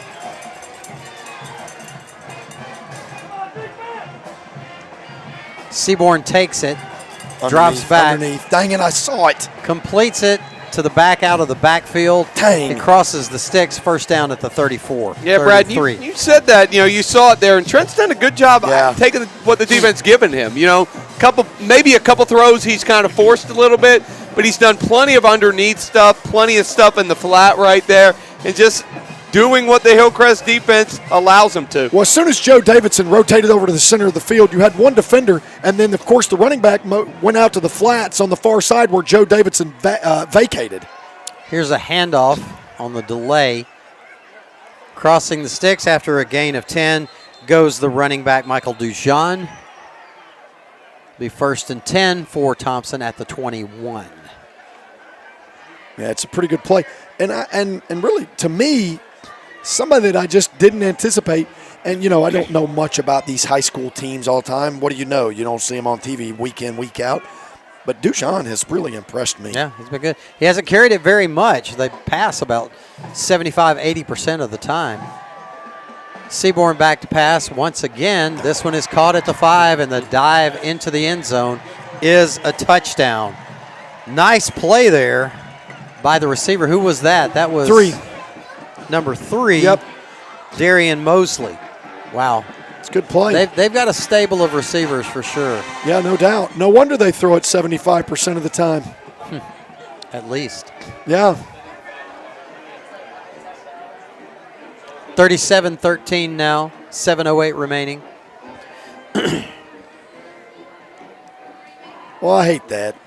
I mean, I feel like we've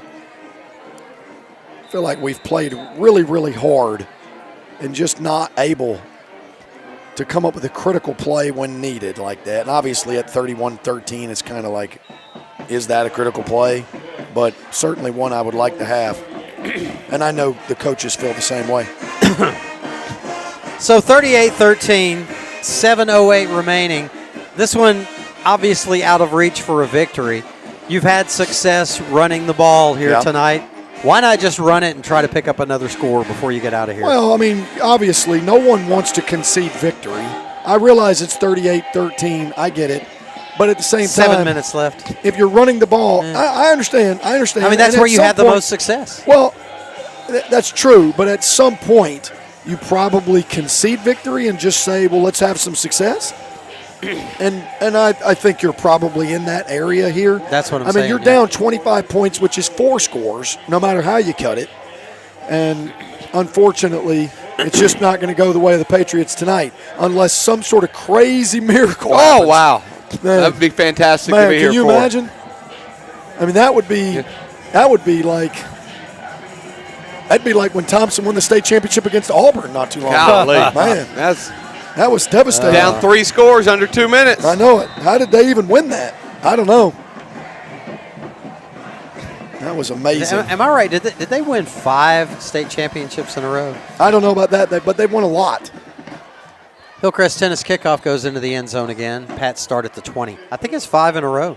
Well, they didn't win last year, though. No, they didn't. Got you. The streak was broken, but I think it was 5 in a row. Well, it's been impressive regardless. Yeah. Got a few RSV Design score updates. Hoover leading County 42-6. Hewitt leading Prattville 42-7. Battle of 7A Region two teams. Great game. Central Phoenix City leaves Carver Montgomery 17-13. All of those games are now into the fourth quarter. Hey, and I see a final there from Auburn and Smith Station. Yeah. The Auburn collegiate team would like to be as good as the Auburn high school team. I'm not Auburn, sure. 70-6. You think that's accurate? Yeah, Smith Station's bad. Yep. County High might beat them. Whoa, now. You're right. That's a little press. Sorry. My bad. Yep. Hillcrest jumps. Gonna be a false start against the Pats.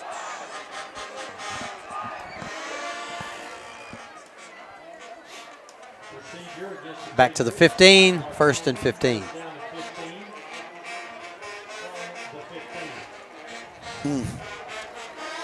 Well, boys, we've got 2 more games to play, and that's probably about it. Unfortunately, doesn't look like playoffs are going to be in our future, at least not this year. Right. But with the team that's coming back, that will start to be not necessarily our focus, but at least to be something that I'd like to continue to think about. But I do want to give due diligence to the seniors that are currently on the team because they're playing lights out also. Wow, here goes Christian Ritchie up the gut. Crosses the 25 down to the 27. Nice pickup of about 13. Speaking of the future, Brad, Christian only a sophomore right now. Brad, how many yards? Do you remember how many he had at the half? At the half it was 30-something? 44, Gotcha. I think. I just wonder if he was approaching 100. Probably not quite there yet. I'd say he's probably in the 80s. You're right. Snap the handoff to Christian once again. That's Jacoby, I think. Oh, it was Jacoby that Brandon. time? Yep. Okay, he spins his way forward. Close to the first down, but just a little bit short, maybe about a yard or so. If that ball touches the 30. Oh, they say he got it? Yeah, I was going to say. Okay. All it's got to do is touch the 30. Stephen Fikes, All-State first down. Yeah, Coach Mitchell and I asked him that question at the huddle. I said, if this team doesn't make the playoffs or gets mathematically eliminated, what do you do at that point? Do you start building for next year and giving more playing time to the younger players? I'll tell you his answer after this. I bet it's absolutely not. He's trying to win the game. Here's the snap, the handoff to Christian Ritchie. Christian moves it forward 6 yards to the 36. It's 2nd down and 4. So what was his answer? Okay, his answer was yes. He said you coach next year's team today. Right? I can see that. And but he was like where you were saying a minute ago. You have to show the proper respect for the seniors who have been here and who have worked so hard. And it's a fine line that you have to walk across right there to give enough playing time to help build your team for the future, but still give the seniors the time that they've earned as well. The handoff, was that Jacoby that time? That looked like Ritchie to me, Brent. You might be right, Christian. but I thought it was Christian. Okay. No, it was Jacoby. Okay, Jacoby gets the first down. Nice. Crossing the 40 to the 38. Stephen Fikes All-State first down. I will say I think there is a certain amount of value in what you said earlier, Brent. So if it does turn into 38-20, as a final. That's respectable. It is. But here's the thing. We're sitting here. I feel like we played a respectable game. Yeah, absolutely. That feels more indicative of what this game was. I agree with that 100%. Oh, my goodness. Bryson didn't realize that Jacoby was not looking for the pitch. Well, Jacoby didn't realize that Bryson still had the ball. Yeah. And that's just a freshman thing. And I think Bryson's like, man. Okay, so it's a loss of about 20. Because that was rough. That was basically the Hillcrest version of the triple option. I think that's the midline. And that's, man, it's just tough. Certainly puts you in a situation you're not as good at. Clock continues to roll at 4:17. Hillcrest way behind the sticks now. Frustrating thing is we were having a lot of success running that ball. Yeah, for sure. Yep. Bryson under center, I formation.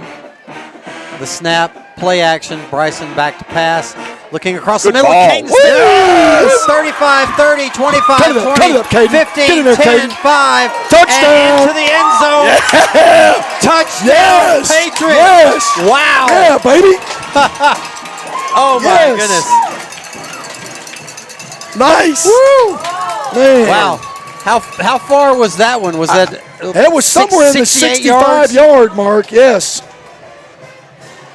With all due respect to Trent Seaborn, that was the best thrown ball tonight. I mean, that was under pressure, on a line, right out of the break, hit him in stride, able to take it for 6. Love Beautiful. it. I love it. I love it. We're not going to shut down. Not going to quit. That's right. That's right. Love it. Take it to them, boys. Chance to cut it to 18 with 3:52. Now, does Hillcrest start to do things like, is it to the point that it's close enough to onside kick? I don't know. I was thinking that. You know? 3 scores with a little under 4, maybe not. Extra point attempt up is good. 38-20, 3:52. Nice. Oh man, I'm telling you what, I'm so proud. Me too. You know, the funny thing is, we have had to shift our focus, and I think it's important to say this. We're so used to, in the past few years, we've won so many games, and we just kind of expected to win.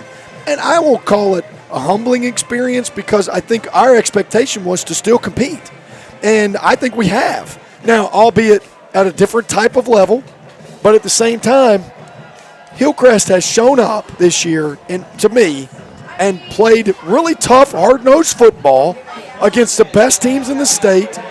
And I've been really proud of the way that they have continued to battle, despite the fact, there were 2 tough games.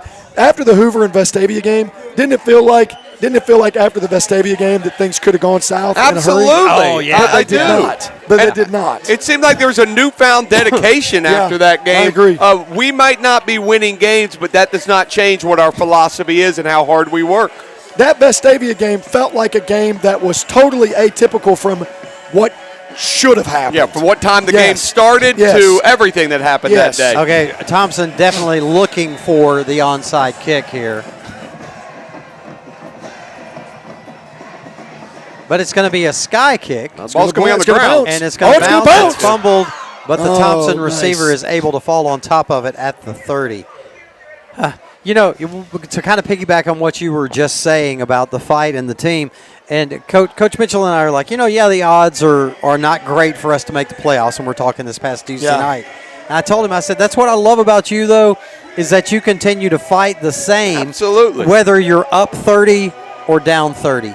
And he said, that's the only way I know how to do it. And I said, that's why you are the successful coach that you are. Yeah, but doesn't it also feel, and obviously I'm part of this family and you guys are too, but doesn't it feel like that's just kind of our thing? Yeah. That's just the Hillcrest thing to do. We've always been a bit of an underdog. We really have. I agree. Kind of like a dirty dog, you know what I mean? But I like it. I'm okay to scrap a little bit in the mud. You know what I mean? Is that our mindset? I don't know. It certainly feels like my mindset. You're certainly scrappy as a tennis coach. Well, I'll tell you a story later. Oh, Lord. About today. Oh, okay. The snap, Seaborn rolls out to his left, completes it to his left at about the 50. Good. He's tackled there. Wow, that play, though, guys. I mean, that design, that's beautiful. Yeah, it's just, Seaborn, he throws lasers. Hey, here's the thing, and I think Brian made a good point. Bryson Kimbrough throws a pretty dang good ball, too. Mm-hmm. So, and I'm certainly not trying to take away from Seaborn. He's very good. 3:26 and counting remaining in this one. Bryson wears 2 socks, though. Well, he's wearing 2 socks, but just one of them's longer than the other. Wrap him Here's up. the handoff over left side, and he breaks free down the sideline to about the 30. Zay Hall is able to bring the running back down, R.J. Evans. That's a pretty impressive tackle by Zay. It looked like the running back accelerated, and then so did Zay. That's good. Good play. Good play by Thompson. Good play by Zay.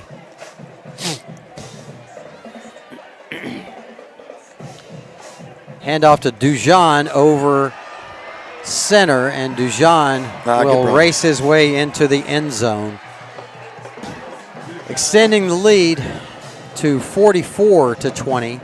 2:46 remaining in this one. We know, and we've said it a lot, our defense is not giving up at all, but they do look a little out of gas. They've been on the field quite a bit tonight. Against, I know they have not necessarily shown it this tonight, but against a pretty prolific offense. Look like right there they may just not have had very much more to give. Agreed completely. Extra point attempt coming from John McGuire, the Auburn commit. It's up and it's good. All right.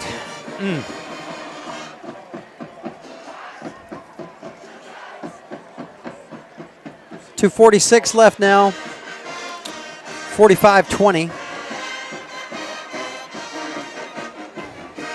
See if the offense has another one in them. Yeah, I agree.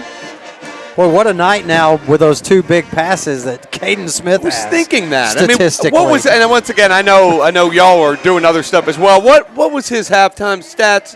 Receiving the ball 20 yards or so? Somewhere it wasn't that much, yeah. But that 96-yard touchdown pass and a 68, 69 I was going to say he's got to be closing in on a 200-yard night. At minimum 150, probably closer to 200. Has he had any more catches this half?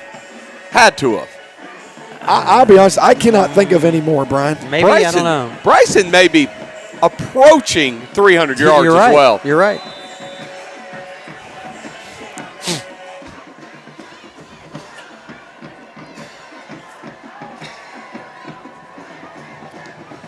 Hillcrest tennis kickoff, high and deep. Into the end zone, it'll come out to the 20. Nice job by the Auburn commit. He might miss field goals. Have y'all noticed Great job, except that one 20-yarder. Yeah, he has played a really every game that we've played in 7A, the teams have kickers who put it in the end zone about 90% of the time. Well, okay, you think about this for a second. We're the second smallest 7A school. Only Florence is smaller. And that means every school that we play has at least 1,500 kids. Out of 1,500 kids, you just got to find one that can kick it. Right. You know? Handoff to Christian Ritchie. Christian breaks through. Nice, Christian. Has a nice pickup crossing the 30 to the 31, 11 yards. And enough for Stephen Fikes All-State first down. You know, when you look at the stats after this game, Hillcrest is going to have some pretty nice offensive stats. I think we've probably outgained them in the second half. The funny thing is, we talked about this, and I think Thompson felt the same way. Coming into the game, their defense was the strong point, and their offense was the weak. And so far, it's kind of been the opposite for this game. We've done a pretty good job moving the ball. Now, I will say, there are a few guys on the field for Thompson that I didn't see in the first half.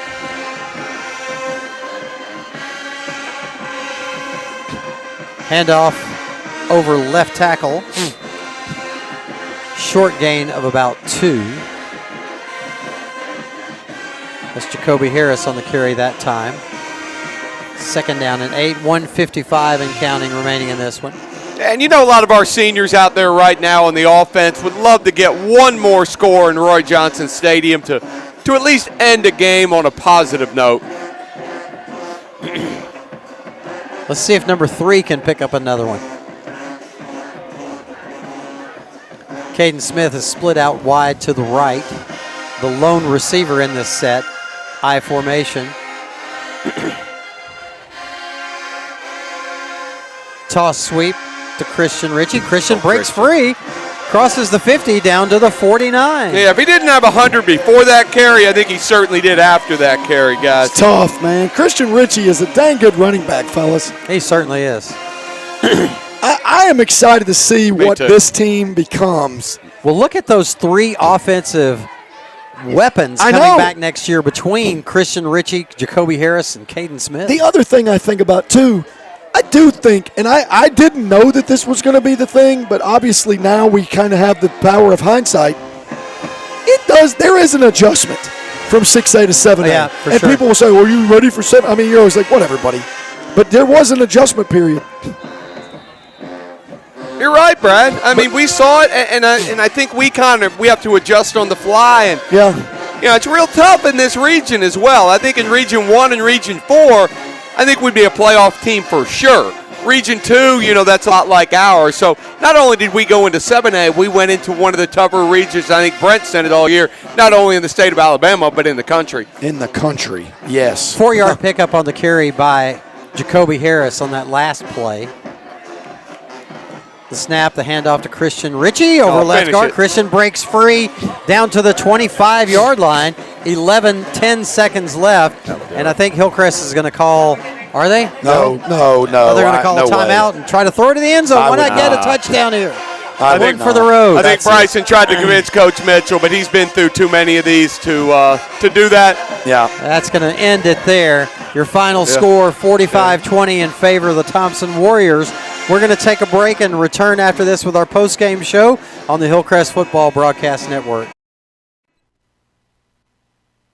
Nice students and fans since 1939, Bama Stuff is the perfect place for all your Bama merchandise needs. They have a large selection of Nike official on-field apparel, as well as everything you need for the perfect game day experience. Come see our exclusive in-house design Bama apparel and souvenirs to help you stand out. Located on the heart of the Strip on University Boulevard, in the shadow of Bryant-Denny. They're open 7 days a week or shop online anytime at BamaStuff.com. Bama Stuff is proud to be UA alumni and veteran owned and operated. So when I finally got into college, I remember that a lot of the finances were now not on my parents but on me. I remember telling my teller this, and she had such amazing advice to set up 2 savings accounts. One could be used solely to build up, and then the other could be used for emergencies, and I still have both of those accounts to this day. The Alabama Credit Union employees really have your back and are willing to do everything in order to give you great service. So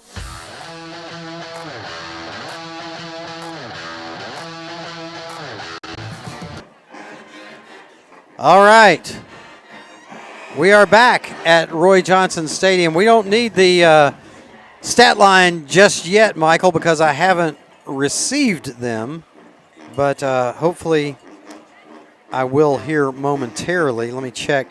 Do you guys have any scores for us while I'm checking to see if here are the stats. Never mind. Never mind. I have the stats here for us, and this should be very interesting. Okay, so, guys, there were a lot of first downs in this game. Between the two teams, 52 first downs. Wow. Thompson with 32 first downs. Hillcrest with 20. It's a lot. Running the ball, Hillcrest 44 carries for 185 yards. Passing 8 completions for 240 yards. Let's see, 8 complete. Wait a minute. I'm confused about this. 8 completions on 17 attempts for 240 yards for Bryson. Let's look at the individual numbers for the Hillcrest backs. I want to see Christian. I want to see Caden. I'm trying here. It's being difficult for me. We're in the booth shot. We need to sit. Oh, okay. They're cutting our heads off. Good job, Avery. Hey, but tell Donald not to break down because the band's about to play their halftime show. Tell him to keep it going. We're going to show the band.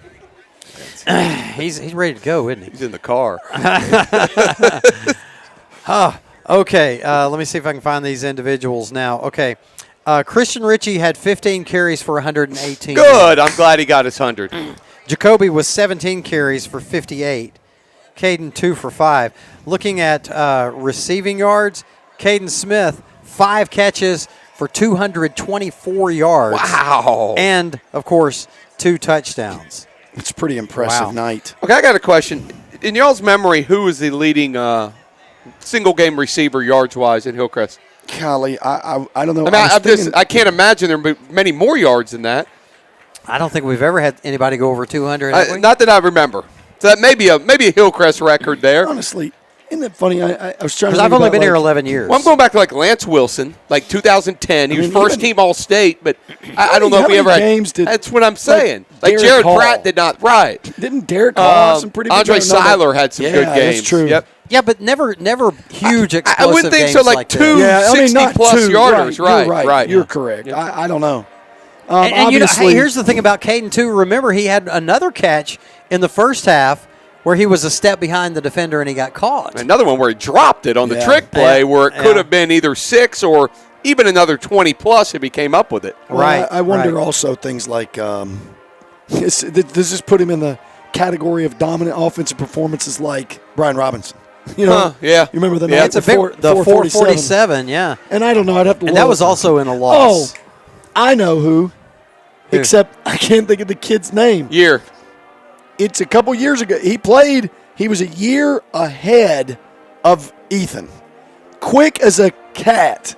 Number 11, little tiny joker. Oh, yeah. He was explosive. What was his name? I have no idea. But I can. Yes, I know who you're talking about. Jahi Yes, Brown? and it was No. It was at Bessemer City. Yes, and at halftime. Because remember, he was like on track to break state records, and Jamie shut him down. You know, no, not Jamie. Sam. No, I don't remember who it was. Whatever the was case Sam. is, it wasn't like it ended up being like I don't want to run it up type His name of thing. started with a J. Anyway, he was fantastic. You got to look it up now, right? I can look it up. So we're thinking the 2019 season? 2019, Yeah, yeah. I think he's right. 2019, maybe 2020. It may have been 2020. Yeah. But whatever the case is. 2019 would have been Sam. So 2020 was also because COVID, and I remember talking to Sam about how he had to go through the COVID protocols. Yeah, but fall of 2020 was Jamie, wasn't it? No. Fall of 2020 was still Sam. 2021 You're right. This was is the Coach first Mitchell. Jamie. This Yep. is Jamie's fourth year. Yep. Anyway, whatever the case. And I remember watching him as a Hillcrest middle school player, and he was so much faster than everybody. And he had such a good game that night. And Yeah. I swear I think he had nearly 200 yards in the first half. Yep, you're right. Yep. You're right. Anyway. And, hey, but speaking of big numbers, check this out. Trent Seaborn, 29 completions on 42 attempts for 391 yards and 4 touchdowns. Wow. That's impressive. You need to hear this, Brad. He threw it 42 times. 29 for 42 for 391 yards and 4 touchdowns for Trent Seaborn. Yeah. Crazy, crazy, crazy. Okay, guys, do y'all have any final scores for us? Is the band, the band is making their way out? Well, I've got on the one field. real quick one here. Wait, but let's okay, just give me that. But then we're going to go to the band to watch the band here in just a minute.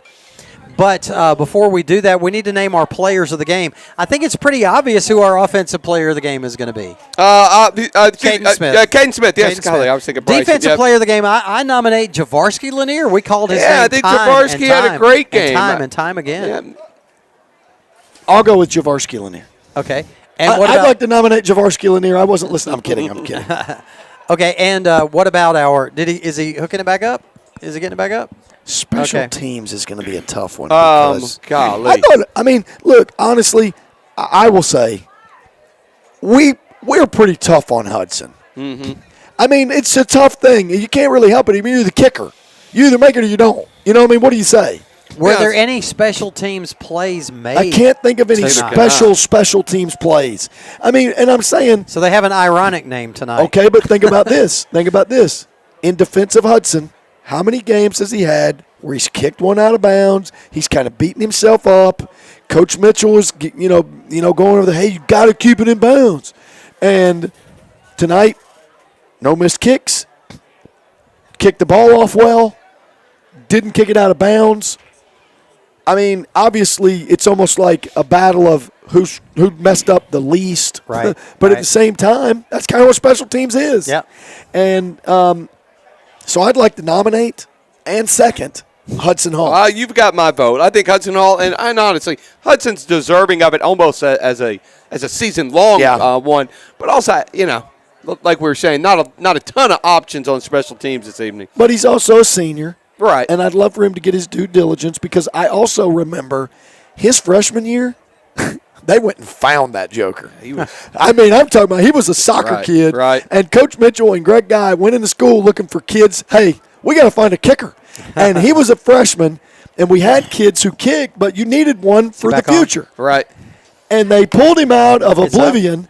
Okay. And ended up being the kicker. Quick update real quick before we go to Yeah. the band. Carver leads Central Phoenix City 26-24 with less than a minute left in the game. Okay. Wow. All right, so the band, because it's senior night and they did the introductions at halftime, they are now going to perform their halftime show post-game. So I think we're just about ready for that. So any final thoughts, guys? Great game. Obviously Thompson's really good. I did love our fight. I liked our tenacity. At the same time, I just thought that they were. I mean, let's just say it like it is. They're just better than we are. Also, I like the future. Yeah. No doubt. Real quick note: next week we will be on the air on Thursday evening. Oh, that's Remember, right. don't Thursday forget, night at Wetumpka. Wetumpka against Prattville. So That's if you're right. looking next Thursday evening That's to listen. weird in every respect. I agree, but nonetheless, we'll be playing a day earlier next week. Playing on Thursday at Wetumpka against Prattville. That's right. That's new just stadium odd. too. Yeah. Not the old stadium. Okay, well, it is what it is. All right, let's turn it over now to the Hillcrest Pride of Patriot Parkway Marching Band as they perform their halftime show for us. And they're going to a competition this coming Saturday, speaking of, in Prattville. So preparing for that. So here we go, the Pride of Patriot Parkway Marching Band. Good night, everybody, and go Pats.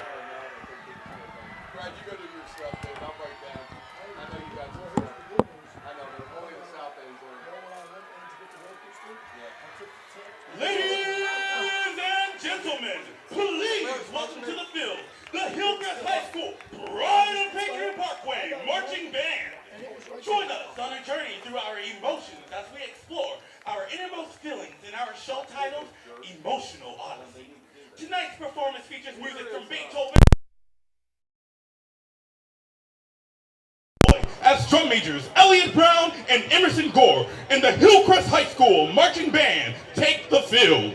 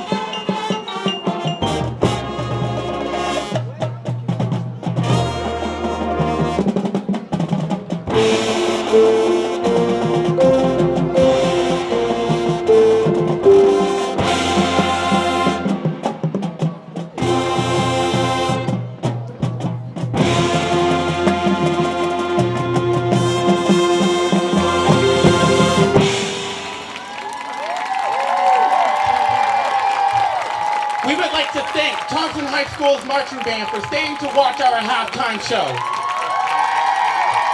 The band is under the direction of Miss Megan Miller and Mr. Jazavion Dickerson, assisted by Miss Brooke Meeson and Mr. Sam Becker. Our visual sponsor is Miss Madison Epperson. On behalf of the Hillcrest High School Band, we say, go!